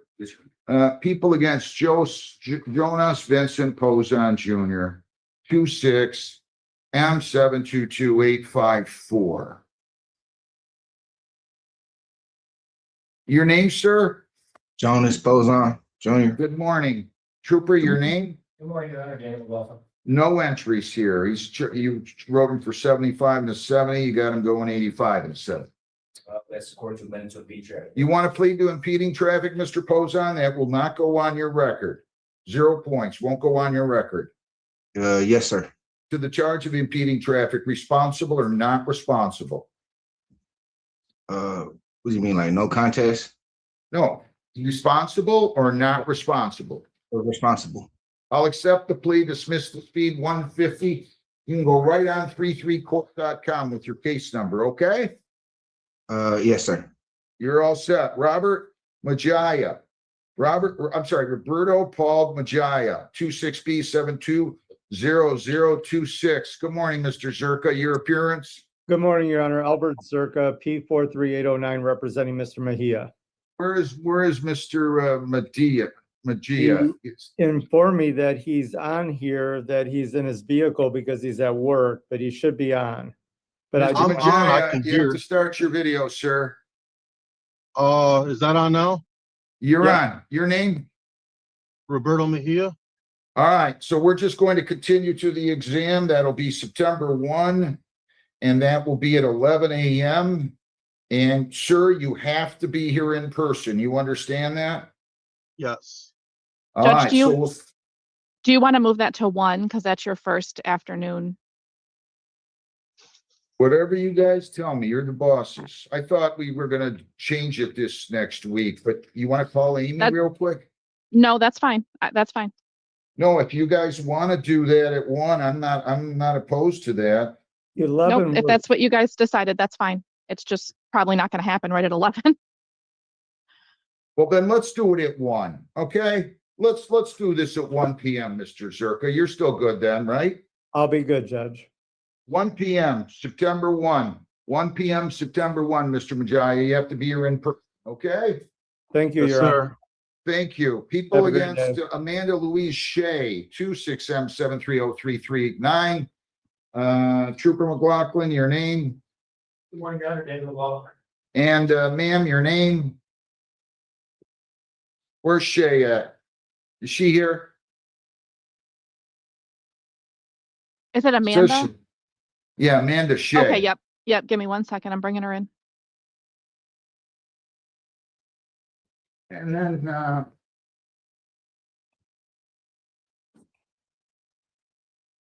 good morning, ma'am. Your name? Good morning, Amanda Shea. Clean record, trooper. 75 and a 70. You got her going 85 and a 70. Oh, that's. You want to plead to impeding, ma'am? Yes, To please. that charge, responsible or not responsible? I 0 will. points. Won't go on your record. Yes, sir. How do you plead? Responsible? I plead responsible, yes. One, please accepted, speeds dismissed 150. You can go right on 33court.com with that today. Thank you. Thank Good you very luck. much. Thank Justin you. Michael Roberts, 26M725233. I was told he is not here. This was scheduled for 9:15. Your appearance, trooper? Good morning, Your Honor, David Walker. Default judgment, defendant failed to appear. People against Nakia Devon Price, 26M736254. Your appearance? Good morning, Your Honor, David Walker. All right. Is she here? Nakia Price, start your video, state your name. Nakia Price. All right. You charged him with careless. He's going 98 and a 70. He's got nothing else. All right, Your Honor, this one's gonna play a little bit. I'm gonna ask the court to reduce your careless driving to 6 to 10 with the accident. All right. You want to plead the 6 to 10 over, sir? That's 1 point, and it will go on your traffic record. Yes. Can you give him 5? Can you give him 75 and a 70 or not? If you can't, you can't. Don't speak. Okay. To the charge, 6 to 10 over, responsible or not responsible? Responsible. I'll accept the plea. You got to slow down though, please. 170 is your total. You can go right online and pay that, okay, with your case number. Original charge dismissed. Good luck. Thank you. People Thank you. against Kanga. Lauren Kanga. 26F719956. Mr. Cobb, is this yours? I'm sorry. Can you hear me? I can hear you okay. Tell me your name again. Good morning, Your Honor. Michael Cobb, P78658, here on behalf of Mr. Lauren Kanga with the Office of NDS. Mr. Kanga, Mr. Kanga, what's so your you name? want your name, sir? Lauren Kanga. All right, so we're gonna adjourn this a week. Preliminary exam will be the 8th, and then the 7th will be the PCC, right, counsel? Yes, Your Honor. I can come back for an adjourned PCC on the 7th. Matt, slow But, down. Your Honor, Wait. We're gonna, this says adjourn PCC 1 week, preliminary exam 2 weeks. Is that correct, good? Your Honor? 1 week would be the Yes, first. we're saying preliminary exam. I don't know why I'm having such a hard time hearing you. You're frozen. Where are you? Keep your voice up for me, Mr. Cobb, please. Is the 1st and the 8th good dates for you? Yes. All right. So, Mr. Kanga, you're shaking your head. No. Now, Mr. Kanga, you have the right to a probable cause conference within 14 days. Your lawyer wants an adjournment. I'm willing to give it to him. If I adjourn this case, that means the probable cause conference will not take place within 14 days of the date of the arraignment. Do you understand that?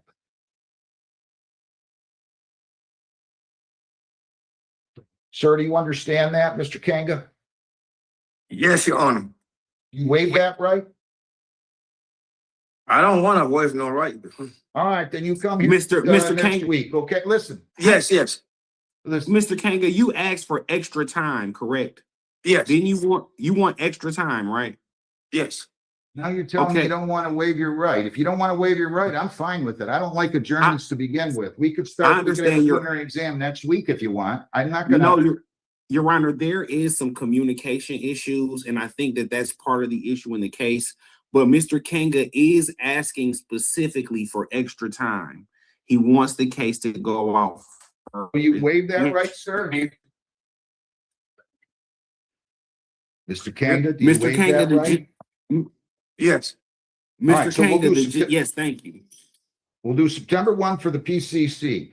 That will be at what time, Lisa? 1 o'clock. 1?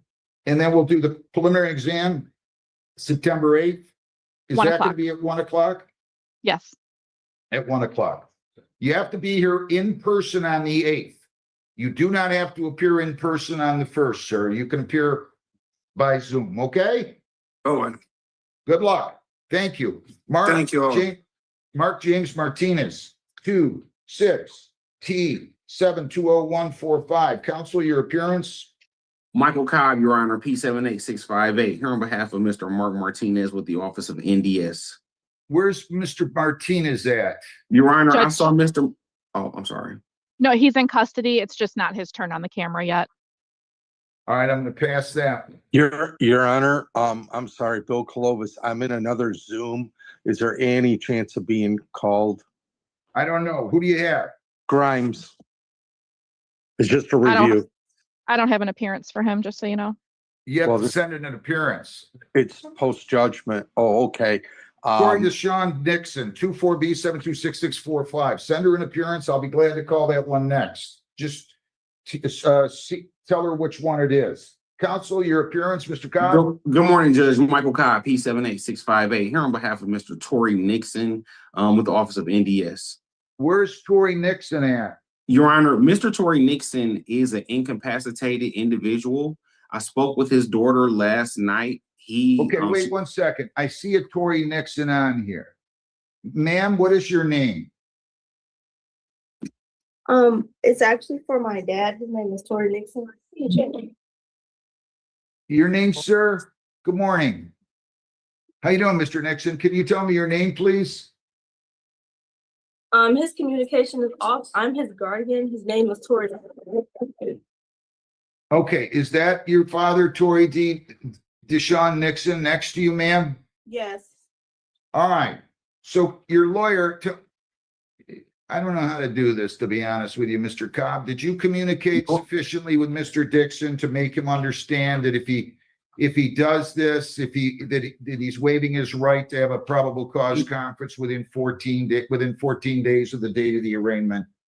No, Your Honor. However, we are seeking records. He was found to be incompetent in a separate criminal hearing. I believe it was last year or 2 years ago. Your Honor, this case is from 2023. I think that he may have a finding of incompetency to stand trial that would be applicable in this case. I've spoken with the people. I've spoken with Miss Nixon, his guardian, and we are seeking additional time to provide the prosecutor's office with that competency report, Your Honor. I'll adjourn this 1 week. And then the exam, that's the PCC. We'll make that September 1 at 1. And then the exam will be September 8th at 1. Fair enough? Yes, Your Honor, and we should have that paperwork documentation. I understand. I see Judge Hessen was covering this, and she said on the 17th, defendant is declared incompetent. Daughter declared guardian. So no problem. That's what we'll do. We'll move this to September 1 at 1 and September 8th at 1. Okay? Thank you, Your Honor.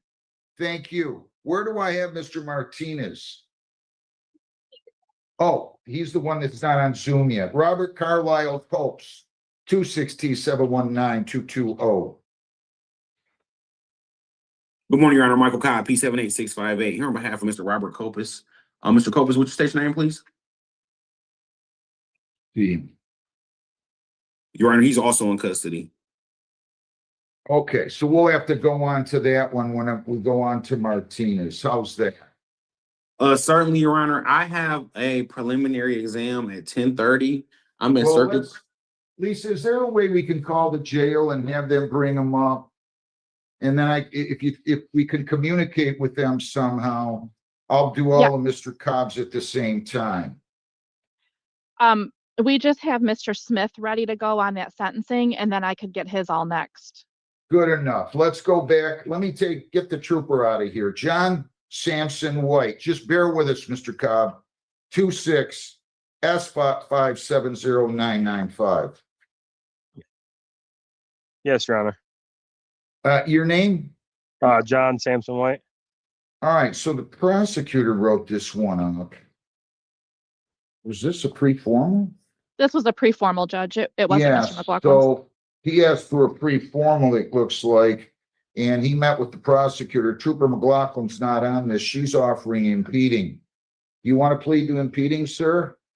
Yes, Your Honor. And then the speeding will be dismissed. To the charge of impeding traffic, 0 points. Responsible or not responsible? Responsible. Plea is accepted. The speeding's dismissed. You gotta slow down a little bit here, okay? I apologize. $170 is your total. You go right online and make your payment. Thank you. Thank you, Your Honor. Bazzi Ekanam. Bazzi Asin Ekanam. The second, 26M723-198 Ekanam. Your name, Mr. Ekanam? Mr. Ekanam, your name? Bassie Ekanam. Good morning. Good morning, how you doing? For your appearance, Good morning, Roger. 20, he's got a 21 improper turn hazardous action. 24 speed, 24 disobey traffic control device, 26 too fast for conditions. You charged him with 75 and a 70. You got him going 85 and a 70. What is your preference? You want to plead to 75 and a 70, sir? It will go on your record, but there will be 0 points assessed. Is there a way they cannot go on my record?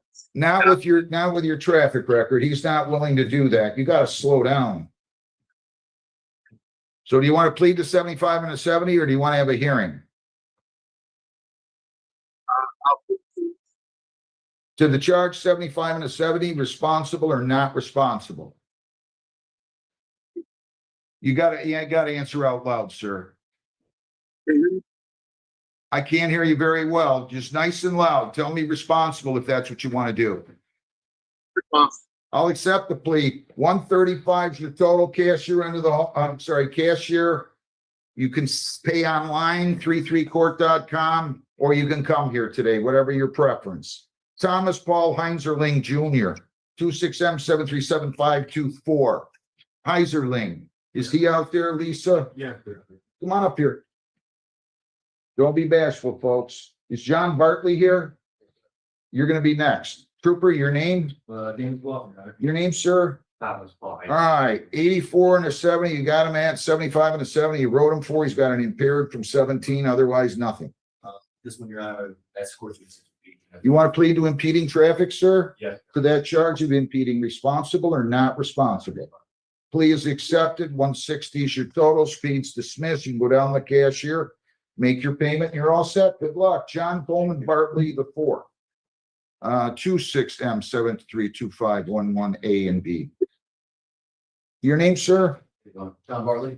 Trooper, your name? Morning, Your Honor, Dan McLaughlin. All right, so you wrote him for illegal window tint. You got him going 91 and a 70. You wrote him for that. He has a 19 impaired driving. Looks like that's it. What do you want to do on these? For this one, Your Honor, speeding where areas I'll ask you to get to impeding traffic. You want to plead to impeding? Yes, sir. And what about the other charge, defective equipment? I did have a medical prescription. Did you show it to him? Show it to him. Excuse. You can go, sir. You just have to make your payment. Thank you.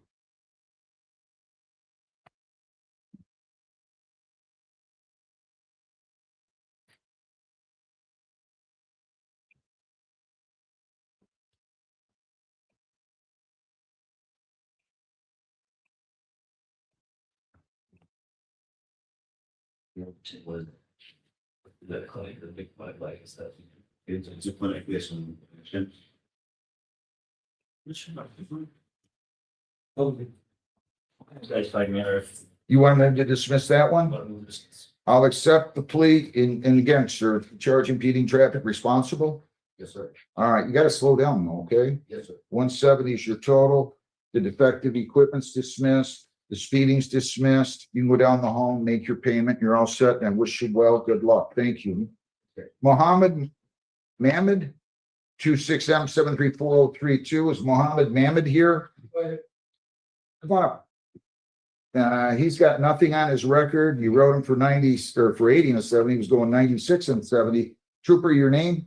Morning, Your Honor, Dan Llewellyn. Sir, your name?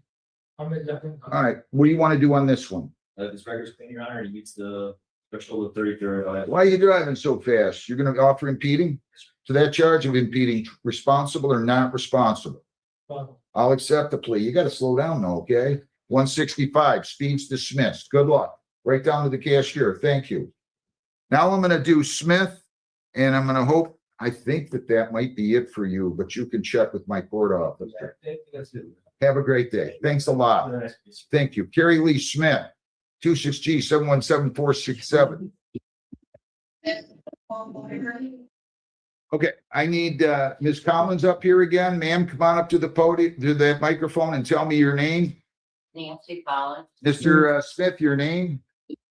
Smith. You got to tell me your name again. I didn't pick it up very well. Harry Lee Smith. Ms. Lacey? Gabriel Lacey, Your Honor. We're going to start over.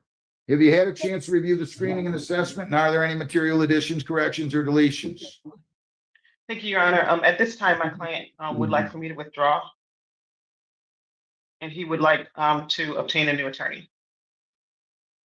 What'd she do wrong? There's been no harm, no foul here. I get tired of everybody asking for new lawyers. Well, to his position, I did get assigned him while we were out on strike. So he has had other counsel prior. And when I went to see him and spoke with him the last time, I did tell him that I would call him by the next day. You would what? You told him what? I would call him the next day, and I was unable to do that. So that's a fault of mine. And so he feels like the communication has not been very well.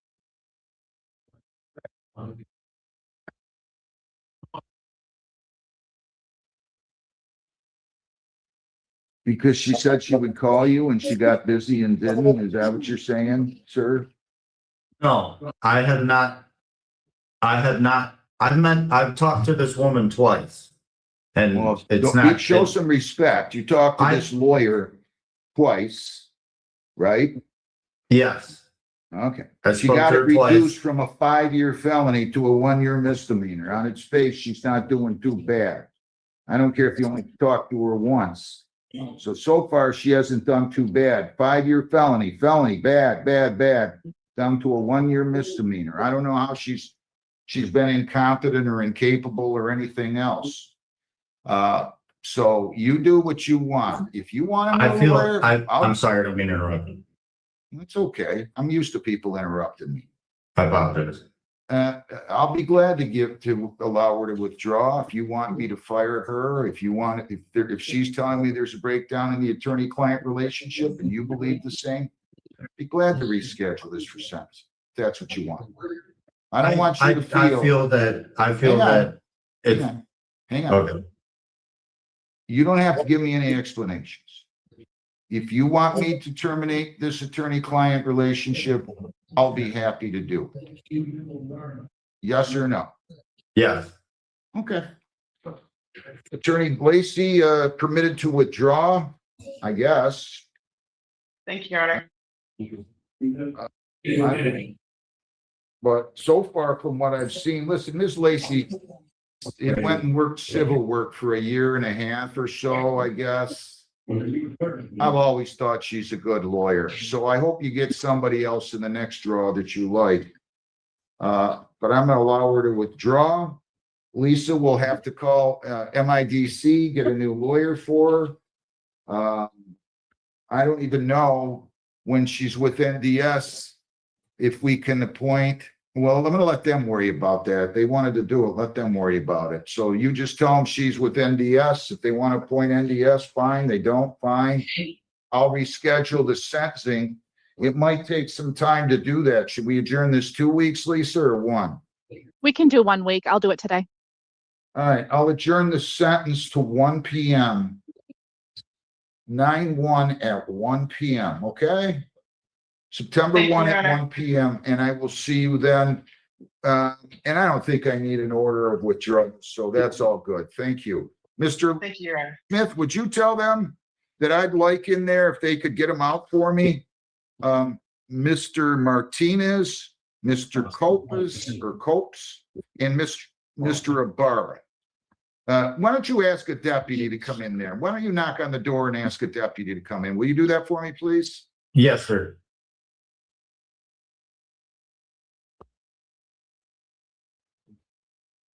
How you doing?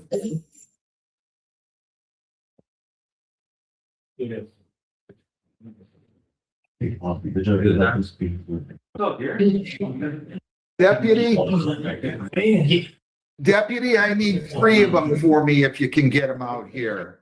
I need Mark Martinez, Robert Copes, Copes, I think it's pronounced Copes, and Juan Ibarra. All 3 of those, if you can get them in one after the other, I'll go ahead and take care of this. Is Ibarra in custody, or what is this? Or is this just a signing on record? Yeah, I don't have an Ibarra. This is a signing on record with Detective Claft, I get. Is Detective Claft out there somewhere? So I just need Martinez and Copes, deputy. Yes, sir. Thank you. You will, sir.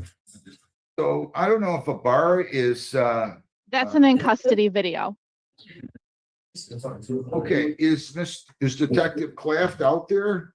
Yes. Have we had a lawyer talk to the defendant? Yes. Okay, I'm gonna do that right now. Juan Arias Ibarra, 267-208-36. Detective, your name? Detective Claft, Brownstown Township Police Department. Raise your right hand, please. You solemnly swear affirm under penalties of perjury that the testimony you'll give in these proceedings will be the whole truth, so help you God. Yes, Your Honor. Okay, go ahead. On 8/23/26, at approximately 8:38 a.m., Officer Moxie was completing a crime prevention check at 21902 Telegraph Road. That's the Brownstown Sports Center. While sitting on the west side of the building, Officer Moxie heard and observed a bay door opening, and it opened approximately 5 feet from the ground. Officer Moxie observed a subject look out and immediately closed the bay door. Officer Moxie radioed to Brownstown units, advising them what was going on. At that time, the bay door opened again, and the male subject, later identified as defendant Juan Ibarra, exited the bay door with his hands raised above his head. Officer Moxie observed a burgundy Chevy Silverado that was backed into the building with an extension ladder in the bed of the pickup truck. Officer Moxie spoke with the defendant. While speaking with defendant Ibarra, he stated he was in an argument with his girlfriend and was driving around aimlessly until the defendant came across the Brownstown Sports Center as a place to rest his head. Defendant Ibarra stated he only tried to open one door, and that was the northern bay door on the furthest west wall of the building. He stated that the door was unlocked. Defendant Ibarra stated he entered the building at approximately 2 a.m. on 8/23/26. An investigation determined there was copper wire that had been removed in various parts of the building and appeared to be prepped for removal from the property. Evidence inside the suspect's truck and on scene connected defendant Ibarra to the theft. Defendant Ibarra was placed under arrest for burglary. During a building search, officers did not discover any other subjects within the building, but observed numerous rooms and electrical panels that appeared to have been stripped of all copper, including wires and pipes. The damage appeared to be recent, and there were various tools, gloves, and debris throughout the building consistent with stripping wire and cutting pipes. During the vehicle search, there were multiple branded tools that matched brands of tools Officer Roberts and Whited observed inside the building. Officer Whited observed an orange work glove located in the cab of the vehicle, which was an identical match to the glove found inside the building. While Officer Whited and Roberts conducted a building search, Officer Roberts located a 50-gallon trash can full of copper wire that had been stripped from the building along with other heavy gauge wires from the floor within the room. Officer Roberts observed that the building had been obviously stripped of thousands of dollars of copper wire and plumbing throughout. Once the initial search of the building was complete, DPW employee Jackie Haggerty arrived on scene. Officer Roberts inquired with Haggerty if there had been any signs of copper, wire, or pipe being stolen the last time DPW conducted an inspection of the building. She stated that there were no signs of that at that time. Mr. Ibarra's criminal history shows that on 8/25/2003, Third Circuit Court has a felony malicious destruction of police and fire property, found guilty. 6/4/2010, Third Circuit Court, felony larceny, 20,000 or more, pled guilty. 2/28/24, Pasco County, Florida, intimidation with electric threat to kill, felony second degree, guilty, convicted. On your sworn testimony, I find the crime, being a building with intent was committed. There's probable cause to believe the defendant committed the crime. Also that he has the prior conviction giving rise to the fourth offense notice. I'm going to authorize the issuance of the complaint and warrant. You sent this over yesterday. You'd already dated it. I'm changing the date to August 25th, 26th, initialing it on the complaint, signing and dating the complaint and the warrant for the arrest of the defendant. You could bring him out for arraignment and we'll go from there. Thank you.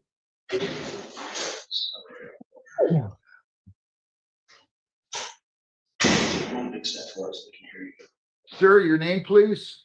I just borrowed a second. Mr. Westmoreland, are you his lawyer? That's correct, Your Honor. For arraignment purposes, Attorney Corey Westmoreland appearing on behalf of Mr. Ibarra. All right. How does he wish to proceed for purposes of arraignment? Your Honor, at this time, we are prepared to waive a formal reading. My client stands mute.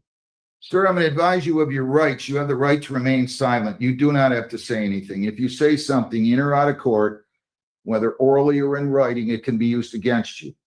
You have the right to be represented by your lawyer today. You have the right to be represented by a lawyer at all subsequent court proceedings. If you cannot afford one, you can apply for one, and I'll be happy to appoint you one, or MIDC will, at public expense. You have the right to a probable cause conference within 14 days. At that time, your lawyer will discuss this case with the prosecutor. If it proceeds to a preliminary exam, and you certainly have that right, as to this one charge of B&E, a building with intent, people have to show that the crime was committed and that you were the one who probably committed the crime. Do you understand that, sir? Yes, sir. Probable cause conference is going to be September the 8th at 9. September the 8th at 9. That'll be in front of Judge Husson. Preliminary exam will be September 15th at 11:15. So September 8th at 9, September 15th at 11:15, and that will be in person. I'm going to address bond. I'm going to listen to anything you have to say. Detective Claft, your name again, sir?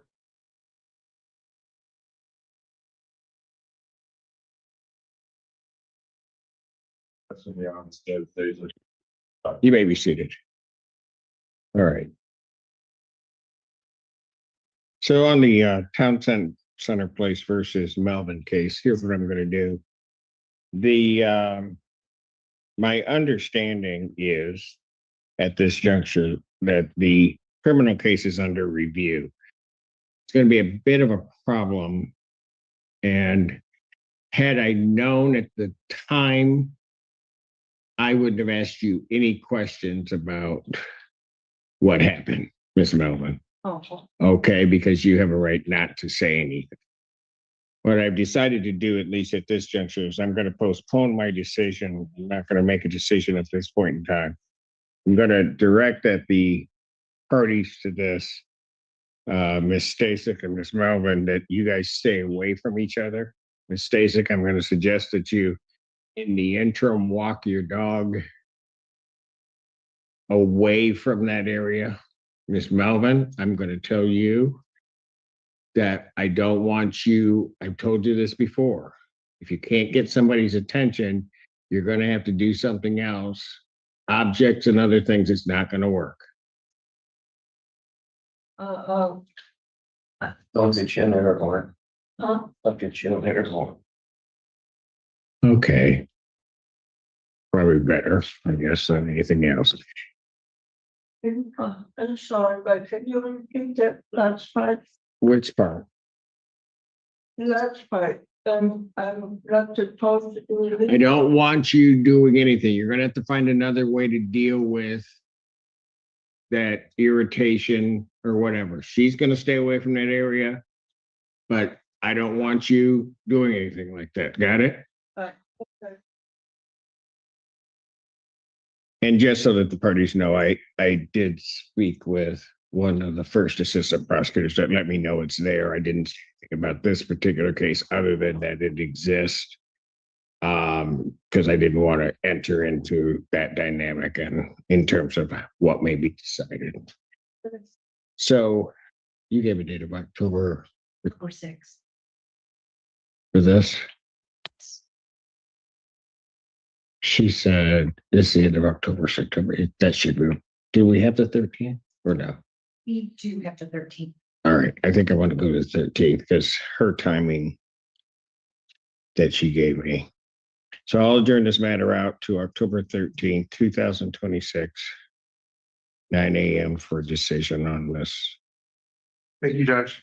Thank you. A question as far as the rest of you to make a decision. Will we be hearing from that now or? Pardon? Prosecutor decides so forward with the case. Then it's going to be a little bit more complicated for me if they go ahead with the case, because I may have to wait till that's done because I can't get any other information out of your mother. Okay, but as far as that goes, there'll be a separate court case for that. And they'll be notifying us with their decision. I think I can put it to you this way. They're reviewing it. They will make a decision as to whether or not to deny authorization of a complaint, to authorize a complaint, and then if they authorize a complaint, they'd have to make a determination as to whether or not it would be a felony or misdemeanor. I think I can safely say that. Okay. And then they'll give us notice of their findings. Pardon? And they'll notify us of their findings if we need to go somewhere. Sir, no, I hear you. And the best I can say is this. Typically, you aren't notified on felony cases. So if it's a felony case, there's going to be a warrant issued. They may send you a letter given the nature of what the charge may be.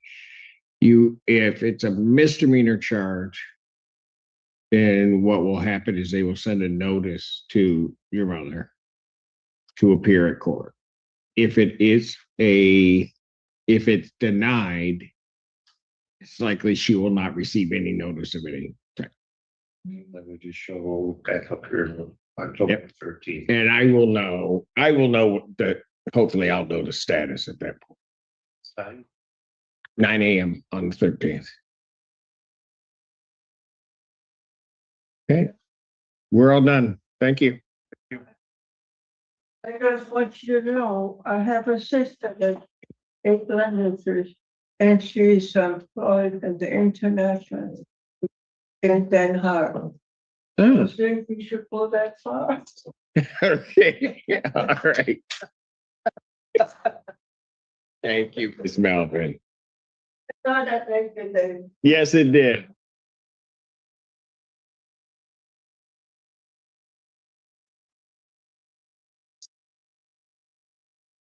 Yeah. Next.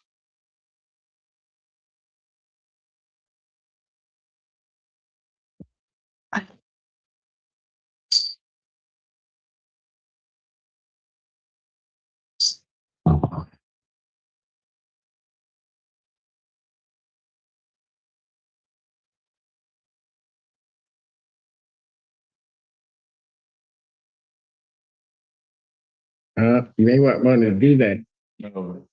You can't walk up here. You gotta go this way. No. I think. Oh, there's, There keep going. I saw the take it over. It is. Oh.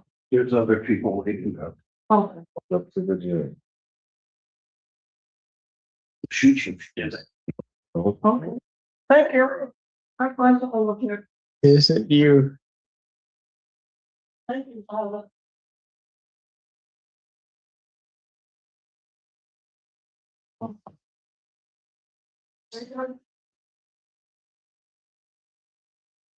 That's a good one. Be safe.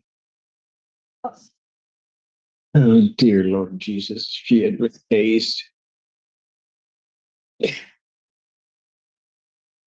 I didn't want to scream because I didn't know what you had. So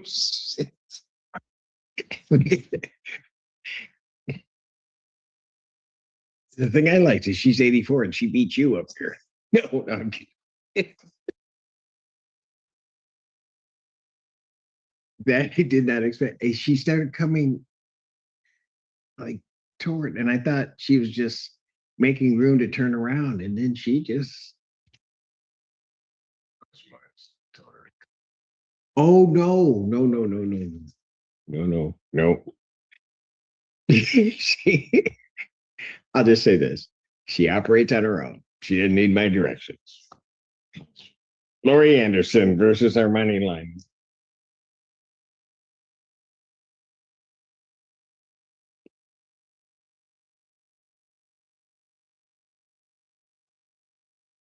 Oh, she learned something. What? Oh, okay. Council, state your appearance. Technically, it's good afternoon, Your Honor. Brian Rich on behalf of the plaintiff. All right. Okay, where are we on this case? The last time I sent you guys away, somebody was going to come through and inspect. There was an inspection done. The landlord has attempted to remedy the issues, but she was not granted admittance into the property with her contractor. Your Honor, if I may, I think one of the things we might be able to do is if we went in chambers, just you, I, and Ms. Lyman, I think that might be a way to move things along. I did attempt to speak with Ms. Lyman, asked her if she wanted to speak in the hall, and she declined. But I think with Your Honor present, we might actually have some discussion. Well, and I realize, I think you're new coming into this council, right? There was a list of repairs that needed to be done. And there was supposed to be admittance for the contractor to come in and complete those repairs.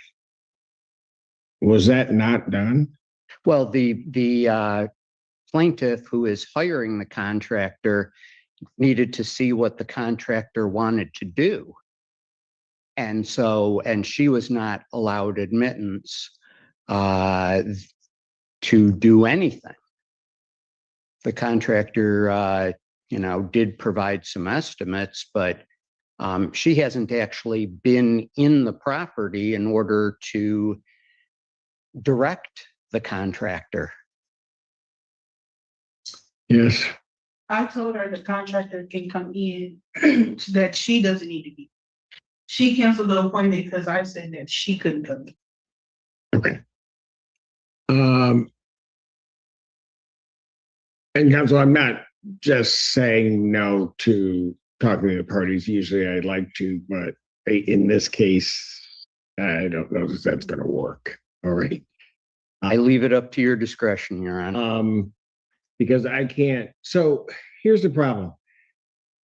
Why did your client feel she needed to go in? Because I can tell you right now, that was going to cause a huge problem. And whether it be a legitimate response or not, that was going to be Miss Lyman's response. That she couldn't come in, the contractor could.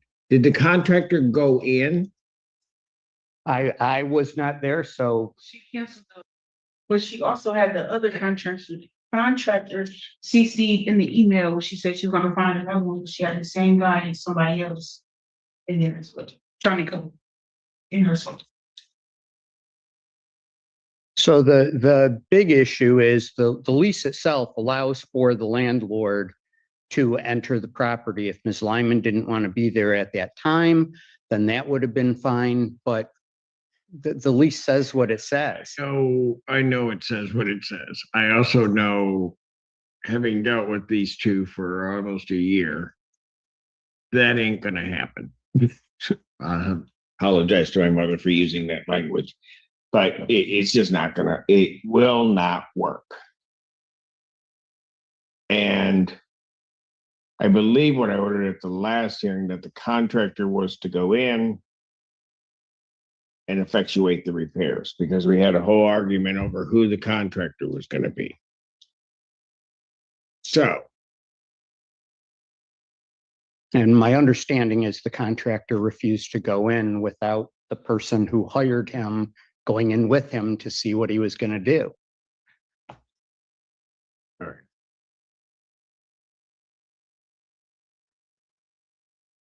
So here we are. We can't even get a contractor in to fix the point in the basement. All right. So your contractor won't enter without you. You don't want her in the premises, right? Correct. All right. So here's what we're going to do. Each of you are going to get to the court a list of 3 contractors. If you agree on those contractors, that's the person that's going to go in and do the repairs. If you don't, then I'm going to choose from either one of the list. And they're going to go in and they're going to effectuate the repairs. Yes, Miss Anderson. Cost is an issue for me. Okay, except that we can't get into the unit to do anything. Could at least we get a photo of the basement so I can tell the contractor, this is what you need to do? He doesn't want to go in blind, not knowing what to do. That's all. I said, I don't. There's a list that was provided by the township of what needs to be done. And it's the basement, which is really the issue. And so I think we can get a contractor, go in and make the repairs in the basement. Why don't stop me and just hopefully get. Because you could have done that before. I don't think you need to be there. Well, you know what? I don't think you need to be there. So when are we going to do this? When? No, because I can't let you 2 leave without a date, because then it never happens. Well, do you know if he's available? Oh, Wednesday or Thursday. Of this week?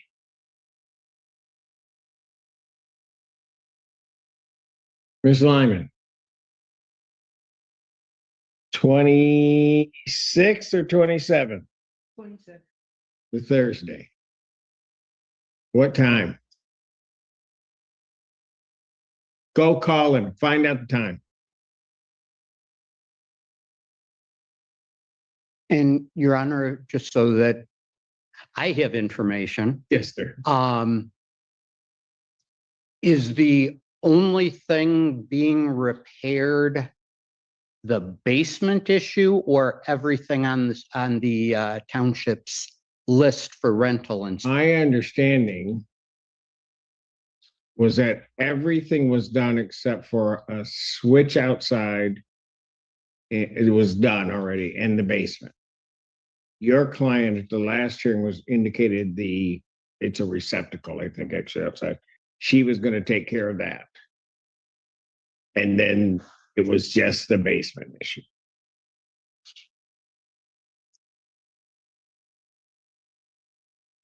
Lyman, that was your understanding, correct? Yes. So I can verify that with the client. Okay, I would like to do that because right, there's a whole list of items. For the inspection report, yes. Correct. And my understanding is the parties at least agreed on that everything was done except the outside receptacle and. Okay. I did the outside receptacle already myself. Okay, and that's what the receptacle outside, your client was going to take care of, and it was just the basement. He's not answering his phone, sir, but he did tell me Wednesday or Thursday. I mean, I can make it Thursday. I'll make it Thursday. I don't know if he can. I'm not, look, I've been through enough of these hearings. I'm not leaving here till I have a date and time. I have the date. I need a time that he's going to be there so that I can hold each of you accountable if something goes wrong. deal with this first. So I'll just sit here. Go ahead, make another call. Find him. Go off the record. I don't need to be on.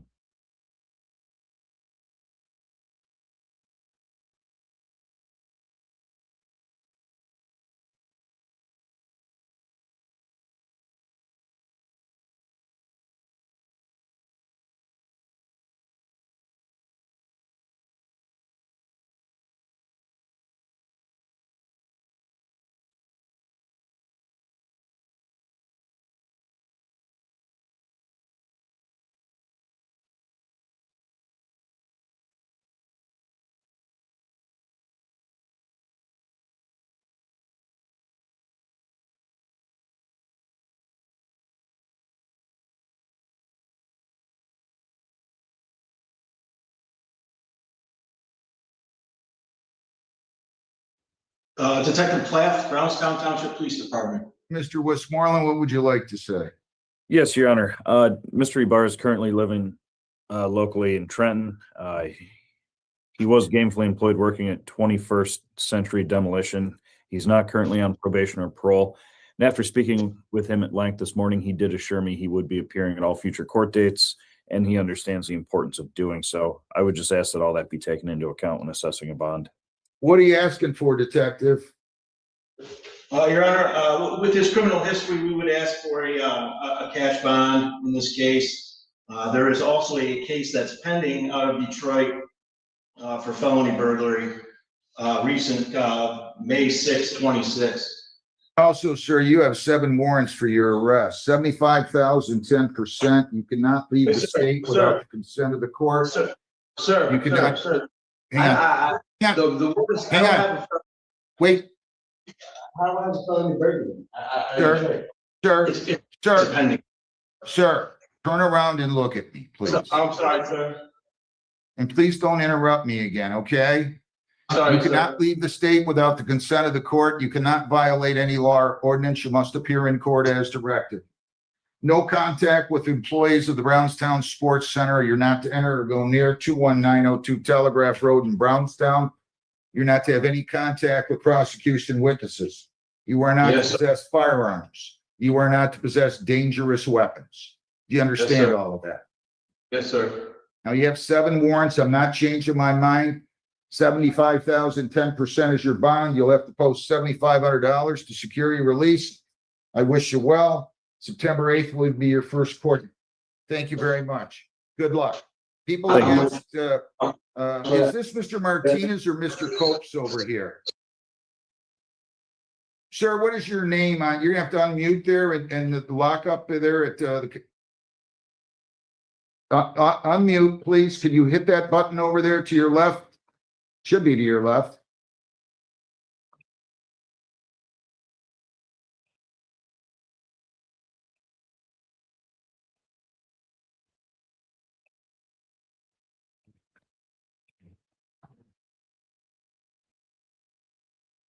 There you go. Thank you. What is your name, sir?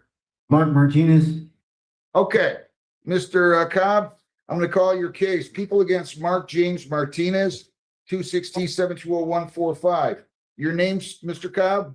Hey, good morning, Your Honor. Michael Cobb, P78658. Here with the Office of NDS on behalf of Mr. Mark Martinez. Mr. Martinez, your name again? Mark Martinez. All right, your lawyer wants me to adjourn this for 1 week, the probable cause conference, and the exam would then follow on the 8th. You have the right to a probable cause conference within 14 days of the date of the arraignment. If I adjourn this case, that means the probable cause conference will not take place within 14 days of the date of the arraignment. Do you waive that right? I'm not really understanding that. Okay. So, Mr. Mark, Start over. Mr. Martinez. You Yes. have the right to a probable cause conference within 14 days of the date of the arraignment. If I adjourn this probable cause conference, it's not going to take place within 14 days of the date of the arraignment. Your lawyer wants to prepare further. You wish to waive the right to have the probable cause conference within 14 days of the date of the arraignment, and I'll put it out till the 1st, till next week, and then the exam on the 8th. So do you waive that right? Can I get out today? No, listen, No, you're probably not getting out today unless you can post one. So you waive that right or not? If you don't, that's fine with me. I don't like adjournments. We can go to the exam next week. I'm fine with it. Whatever you want. Maybe you need to prep these guys a little more. I don't care if they don't want an adjournment, but I don't want to go through this with everybody. Either you want to waive it or you don't want to waive it, sir. I'm not still not understanding all this. Your court Honor, stuff. Your Honor, I spoke with him last night. Why don't we set his exam for the first, Your Honor? I'll be there in person on the first. Okay. All right. You sure? I'm sure, Your Honor. All right. We're going to simply keep the exam on for September 1 at 1 p.m. September 1 at 1 p.m. will be the exam. Okay, so then we don't have to worry about it, Mr. Martinez. Your Honor, what bond do you have for Mr. Martinez? I have 15,000, 10%.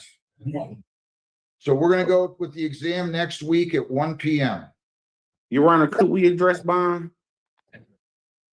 Yeah, you can always address bond. You know that, but I'll tell you this, he's got 5, 6, 7 warrants out for his arrest. And if I hear it, don't be shocked if I raise it. I'm not trying to threaten you. I didn't set this original bond. Be glad to get the prosecutor out here. These guys don't want to show up and then they all of a sudden see God and they tell their lawyers, get me out. Well, they haven't been showing up in court. I mean, what are we supposed to do? Call in the prosecutor, John. Whoa.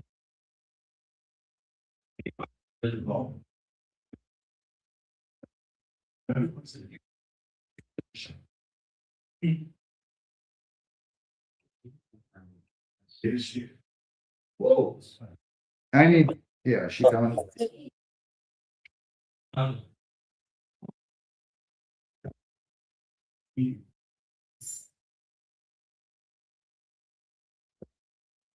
mean, if they don't show up for something like a traffic offense, what makes me think they're going to show up on a possession of meth case? You know what I'm saying? I do understand, Your Honor. If the court is not inclined to adjust bond, Your Honor, we can waive the argument. Good enough. Bonds continued, 15,000, 10%. Got to show up, Mr. Martinez. You got nobody to blame but yourself. Oh, I understand all that. Good luck. Thank you. Tell them I'd like Mr. Copes in here, please. Robert Carlisle Copes, 26T719220FY. This is Mr. Copes, Your Honor. Present, Your Honor. Oh, sorry, Mr. Copes, your name? Robert Carlisle Copes, sir. All Good right. morning, Your Counselor. Honor. Michael Cobb, P78658, here with the Office of NDS on behalf of Mr. Robert Copus. All right. What do you want to do? This was up for PCC today. You still want an adjournment? Your Honor, I just received discoveries from Mr. Copus. It's my understanding that Mr. Copus has a bond and he was picked up on something else. So for the case of Mr. Copus, I am seeking to adjourn the PCC to go over discovery with him and have the exam on September 8th. Good enough. Mr. Copus, is that what you want to do? You have the right to a probable cause conference within 14 days of the date of the arraignment. Your lawyer needs more time to prepare. He's asking me to adjourn the case. If I adjourn the probable cause conference to the 1st, that means that the probable cause conference will not take place within 14 days of the date of the arraignment. You understand that? Yes, sir. Do you waive that right? Yes, Judge. Anybody force you to do that? No, sir. PCC is adjourned September 1 at 1. September 8th at 1 will be the exam. Preliminary exam will be that date, okay? So Thank you, Your PCC Honor. will be next week at 1, September 1, September 8th, preliminary exam at 1. I don't need you anymore. They withdrew their motion. Thank you. Thank you, Your Honor. Have a good day. Thank you, Judge. Susanna Marie Bovinet. I want to get this Trooper McLaughlin out of here. Poor guy's got more. So let's get real quick, Lisa, we're going to bring in Susanna Marie Bovinet. This is 26M734039. It says she's here. And you can also bring in Ibrahim Sahib El Hathif. Ma'am, your name? Ms. Bovinet? Susanna Bovinet. Good morning. Good morning. Trooper, your name? You got her going 99. You wrote her for 80 and a 70. She's got nothing on her record. Oh, she does have a hazardous action from the crash and 23 failure to yield. So what do you want to do? 99 is a little quick, Your Honor. I'll be moving to amend it to 105 to that. He'll amend that to 75 and a 70. That's 0 points, but it will go on your record. You want to do that? That sounds fantastic. To the charge 75 and a 70, responsible or not responsible? Responsible. I'll accept the plea. Why were you driving like that? I was late to a tea time. Really? Yep. What's that? What she told me. Well, at least you're honest. 170 is your total. Original charge dismissed. Go right on 33court.com with your case number. Good luck. Thank you, Your Honor. Ibrahim Sahib El Hathif, 26M734034. Mr. Sir, your name? Abraham Al Hassaf. All right, you wrote him. Wow, 105 and a 70, and you wrote him for it. Let's see. What's he got? Drag racing from 18, suspend 18, drive well. No, I'm not going to include things like no proof of insurance. Drive while license not valid from 18, and it looks like a speeding in 22, and that's it. Your Honor, you have the citation number by chance up there. Citation number? Yeah. X4734034. X4734034.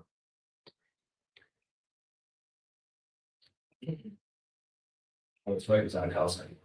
Okay, Your Honor, I'd like to offer 6 to 10 limited access. You want to plead to 80 and a 70? That'll be on your record, and it's 1 point. That sounds okay, Your Honor. To the charge 80 and a 70, responsible or not responsible? Responsible. Why were you driving like a maniac? Come on, man. I just got a new motorcycle. I was working a 16-hour shift. Honestly, it's not even any excuse, but Well, at least you're honest about it. I'll accept the plea, dismiss the 105 and the 70. 175 is your total. Cashier, I'm sorry.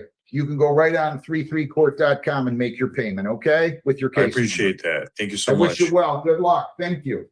Thank you. Priority waste. 2, you're all set, I think. Second time. Double check with him though, please.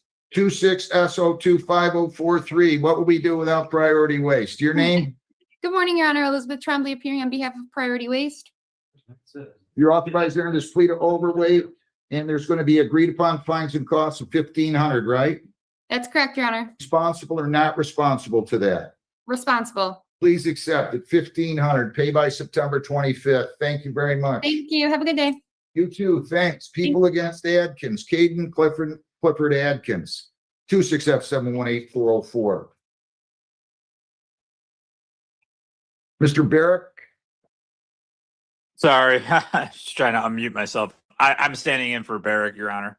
All right, your appearance. Stephen Mammon on behalf of the defendant, Your Honor. Today's the date and time set for PCC. We're just going to leave this on for exam, Your Honor. Where's Mr. Adkins? There you are, sir. Unmute and tell me your name. Caden Atkins. All right, we'll go ahead and continue to exam September 1 at 1, okay? Thank you, Your Honor. September 1 at 1, Mr. Adkins, you have to appear here in person, okay, sir? Yes, sir. All right, we'll see you next week. Good day. Yeah. Thank you. Thank you, Your People Honor. against Roberts, John Henry Roberts, 26M69216 A and B. Good morning, Judge and staff. John Botzani, appearing on behalf of Roberts, who's approaching at the podium. Please identify yourself. How you doing, Mr. Roberts? Not too bad. Nice to see a smiling face. What are we doing with this? Adjournment? I'm asking for a 2-week adjournment. September 8th. What time, Lisa? 1? This one's gonna go to Judge Hessen, Oh, so September 8th at September 8th at 9 o'clock. 9 a.m., okay? Thank you, Judge. Have a nice day, Mr. Roberts. Good luck, Mr. Roberts. Good luck to you. Go down the hall, get your paper notice if you would. Thank you. Ruiz, Jaden Nicholas Ruiz Rodriguez, 26M76431 A and B. Mr. Rodriguez, your name?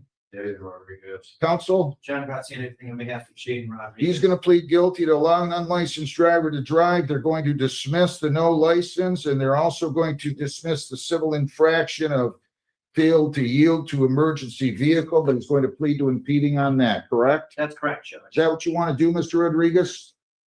Impeding traffic is a 0-point civil infraction that will not get reported to the Secretary of State. You plead to that, I'm dismissing that original civil infraction. You also plead to allow an unlicensed driver to drive.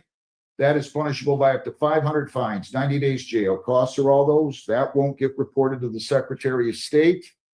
And I'll dismiss the original charge of no license. You understand that? Yes, sir. Did you sign, read, and understand the advice of rights form here today? I did. If you plead guilty, you'll be giving up all those rights, and we're not going to have a hearing or a trial. Do you understand that? To the charge of allowing an unlicensed driver to drive, how do you plead? On July 20th, 26, were you in control of a 2015 Honda that was being operated on I-75 near Dix and Brownstown at 12:37 in the afternoon? Yes, Did you allow somebody to drive that was unlicensed, and was that you? yes. Are you on probation or parole? No, Anybody forced you to plead guilty? no. Please accepted to the charge impeding, responsible or not responsible? That plea is accepted. So I'm dismissing the no license, accepting the plea to allowing an unlicensed driver to drive, accepting the plea to impeding, dismissing the failure to yield to an emergency vehicle. Anything you want to say? No, sir. Judge, he does have a good record. He is currently working at a wire warehouse. Good for you. Nice to see people working. And you're what, 18? 19. All right. What else? He'll be furthering his education, and this was a mistake that she. Where's he going? He plans on going to Wayne County Community College. Studying what? Studies for a while. That's all right. Good for you. So, anything you want to say? No, sir. 100 fines, 50 costs, 75 victims' rights, $50 justice assessment on the allowing an unlicensed driver to drive, 275 or 60 days. And on the impeding charge, 150, okay? So your total here is 4 1/4. Can you pay all of that today? Not today. How much do you have today? Nothing. Okay, when can you pay that? Let's talk about the impeding, 150. When can you pay that? About a month and a half. Okay. I'll tell you what, I'll give you until October 2nd. Can you pay by then? Yes, sir. And then can you pay the allowing an unlicensed driver to drive by October 16th? Yes, sir. If you don't have the money, don't panic. Call the court. We'll go on Zoom, honor before the due date. I'll be glad to give an extension. Just don't ignore me, okay? Wish you well. Good Judge, luck. thank you so much. Marcia K. Hutchinson, 267-738-680. Mr. Bogart, what case do you have here? Douglas Evanoff, Your Honor. Ma'am, your name? Okay. The officer failed to appear. Today's your lucky day. I'm gonna dismiss your case. The officer failed to appear. Case dismissed. Thank you, sir. The case was scheduled for 10. I gave him 15 minutes. It's 10:19. You're all set. Good luck. Douglas Jerome Evanoff, 26 B716103. Ready, Your Honor. Good morning. David Bogart appearing on behalf of Douglas Evanoff, who is approaching Mr. Evanoff. Please tell the court your full name. Douglas Jerome Evanoff. What are we doing on this one? It says he's going to plead to disorderly. They're dismissing the assault and battery. That's correct. It says return complaining witness's gun to Romulus PD. I ordered him not to have any firearms or weapons at the time of the bomb. It's not, those aren't his guns, Your Honor. I can explain that. The victim on this case was a defendant in the 34th district. And at Mr. Evan. no, the victim on this case. Oh, I see. I'm sorry. I'll just use first names, Your Honor, because they're brothers. This is Douglas. There's a victim named Ken. There's another brother named Edward. Ken, who is the victim in this case, was a defendant in the 34th district and pled to a charge he had with his brother Edward. Edward is their brother. Mr. Ken had a stalking, harassment, and a telephone device. He threatened Edward. Well, the police ordered him to return to take his weapons. Ken's, who was the victim in this case. And who has the gun now? he had 158 weapons that he had to turn in. to Romulus PD. Who did, Kenneth? That is the victim in this case, Yeah. but was the defendant in the 30. I got it. In Judge Patton's court. I got it. So he turned in 158 weapons. Well, he doesn't have weapons, but apparently What do you mean? Doug doesn't have weapons. And Ken left weapons at Doug's house and his wife Lisa's during this time. There's about 10 or 12 weapons. Ken, the victim in this case, would leave weapons at his brother's house, like Edwards, himself. But he should have already taken those over to the police station. I don't care whose guns they were. I ordered him to do that on August 4th, not to possess firearms or dangerous weapons. He didn't realize he had the weapons, Your Honor. So today, the prosecution said, hey, he called, he being the Ken, and said he has his weapons. And I said, well, we didn't know that. That Douglas has Ken's weapons. Yes. And he said, well, I didn't realize that. So Douglas and his wife Lisa went in the basement and they said, yeah, he's got some in a box here. We'll turn those into the Romulus PD. All right, so that's gonna be part of it. All right, good enough. So. He's gonna have to do it Just need the today. court to know all. Good enough. So he's gonna plead the disorderly. They're going to dismiss the A and B. True? That's correct. If you plead the disorderly person, possible penalties are up to 500 fines, 90 days jail, costs are all those. Do you understand that? Yeah. He didn't sign an advice of rights. I think he signed one initially. You can't. I gotta go through all the rights unless they sign one that day. You're presumed innocent, sir. I know. I know. Let me just, I just need you guys to have the advice of rights form signed. I'll cover them with them verbally. You have the right to remain silent. You have the right to a trial by court or jury. You have the right to question their witnesses. You have the right to bring in your own witnesses. You have the right to a trial. You can cross-examine their witnesses, testify if you want, not testify if you don't want, remain silent if you want. That silence would not be held against you. If you plead guilty, you're giving up all your rights. Your right to a jury trial, you're waiving the presumption of innocence, you're waiving the requirement that they prove you guilty beyond a reasonable doubt, and there will be no trial. Do you understand that? Yeah. To the charged disorderly person, again, which is punishable by up to 500 fines and 90 days jail, costs are all those. How do you plead to that? Yeah. Were you in the township of Brownstown on January the 12th of 26, and specifically, were you at 24492 Charles in Brownstown? Yeah. Right. How What happened? me and my little brother. Did you get in some kind of an altercation too? A little one, yes, Your Honor. All right. He pushed. All right. I either need a factual basis on assault or assault and battery or disorderly, just to say a little argument isn't good. So were you arguing, yelling loud enough where people in the neighborhood could hear you, sir? Yeah. You were? Yeah. You sure? Yeah. You're not just telling me that, are you? No. Are you on probation or parole? No. Anybody forced you to plead guilty? No. And accept your plea to disorderly, dismiss the A and B. Is there any alcohol involved? Probably. No. I'm gonna order a pre-sentence. Good enough. I'm gonna order a pre-sentence report. I don't have to reiterate, you have to take those guns over there today.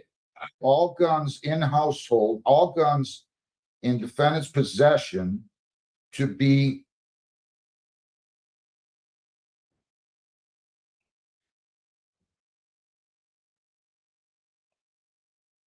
returned or to Romulus PD today, okay? Yeah, okay. No ammo in those either. You got it? Yep. Okay. Sentence date will be, Lisa, when? September 8th at 1 o'clock. I'm sorry, what day? September 8th at 1 o'clock. Good enough. September 8th at 1 PM. I'm out of the country. Good for you. September 15th, is that okay, Lisa? Do that. Yeah, that's fine. 1 o'clock. September 15th at 1. Nice. Hope you're going somewhere fun. All right, that's it. Go down the hall, get your notice, go over, be interviewed by probation, then come back for sentencing on that date, okay? Thank you, Your Honor. Thanks a lot, Mr. Bogard. All right, you have a good day. You too. Yeah. Dylan Allen Freeman, 26S 576 544 A and B. Come on up here, Mr. Freeman.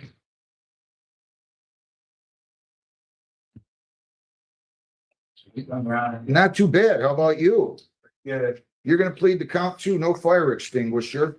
and they are going to dismiss count one, true?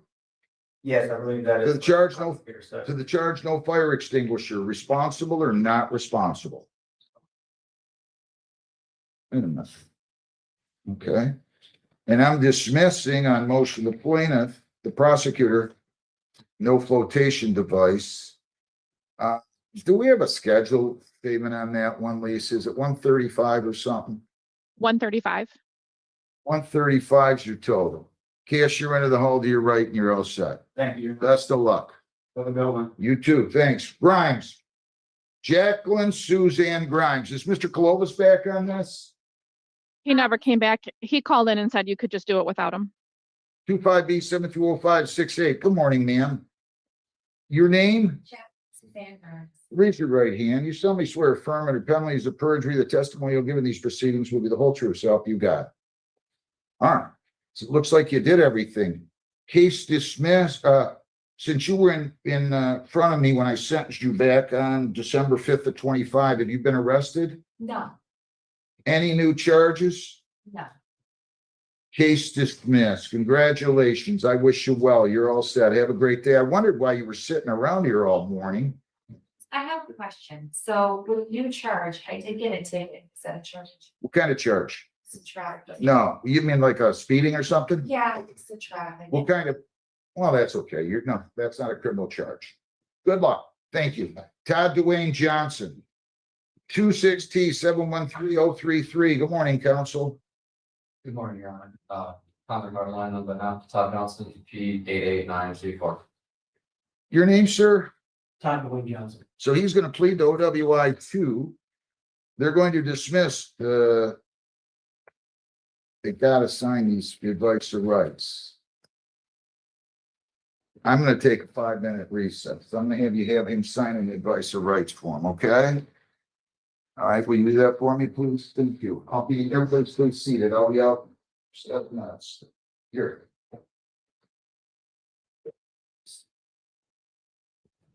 Sadie, have they brought in Bramer?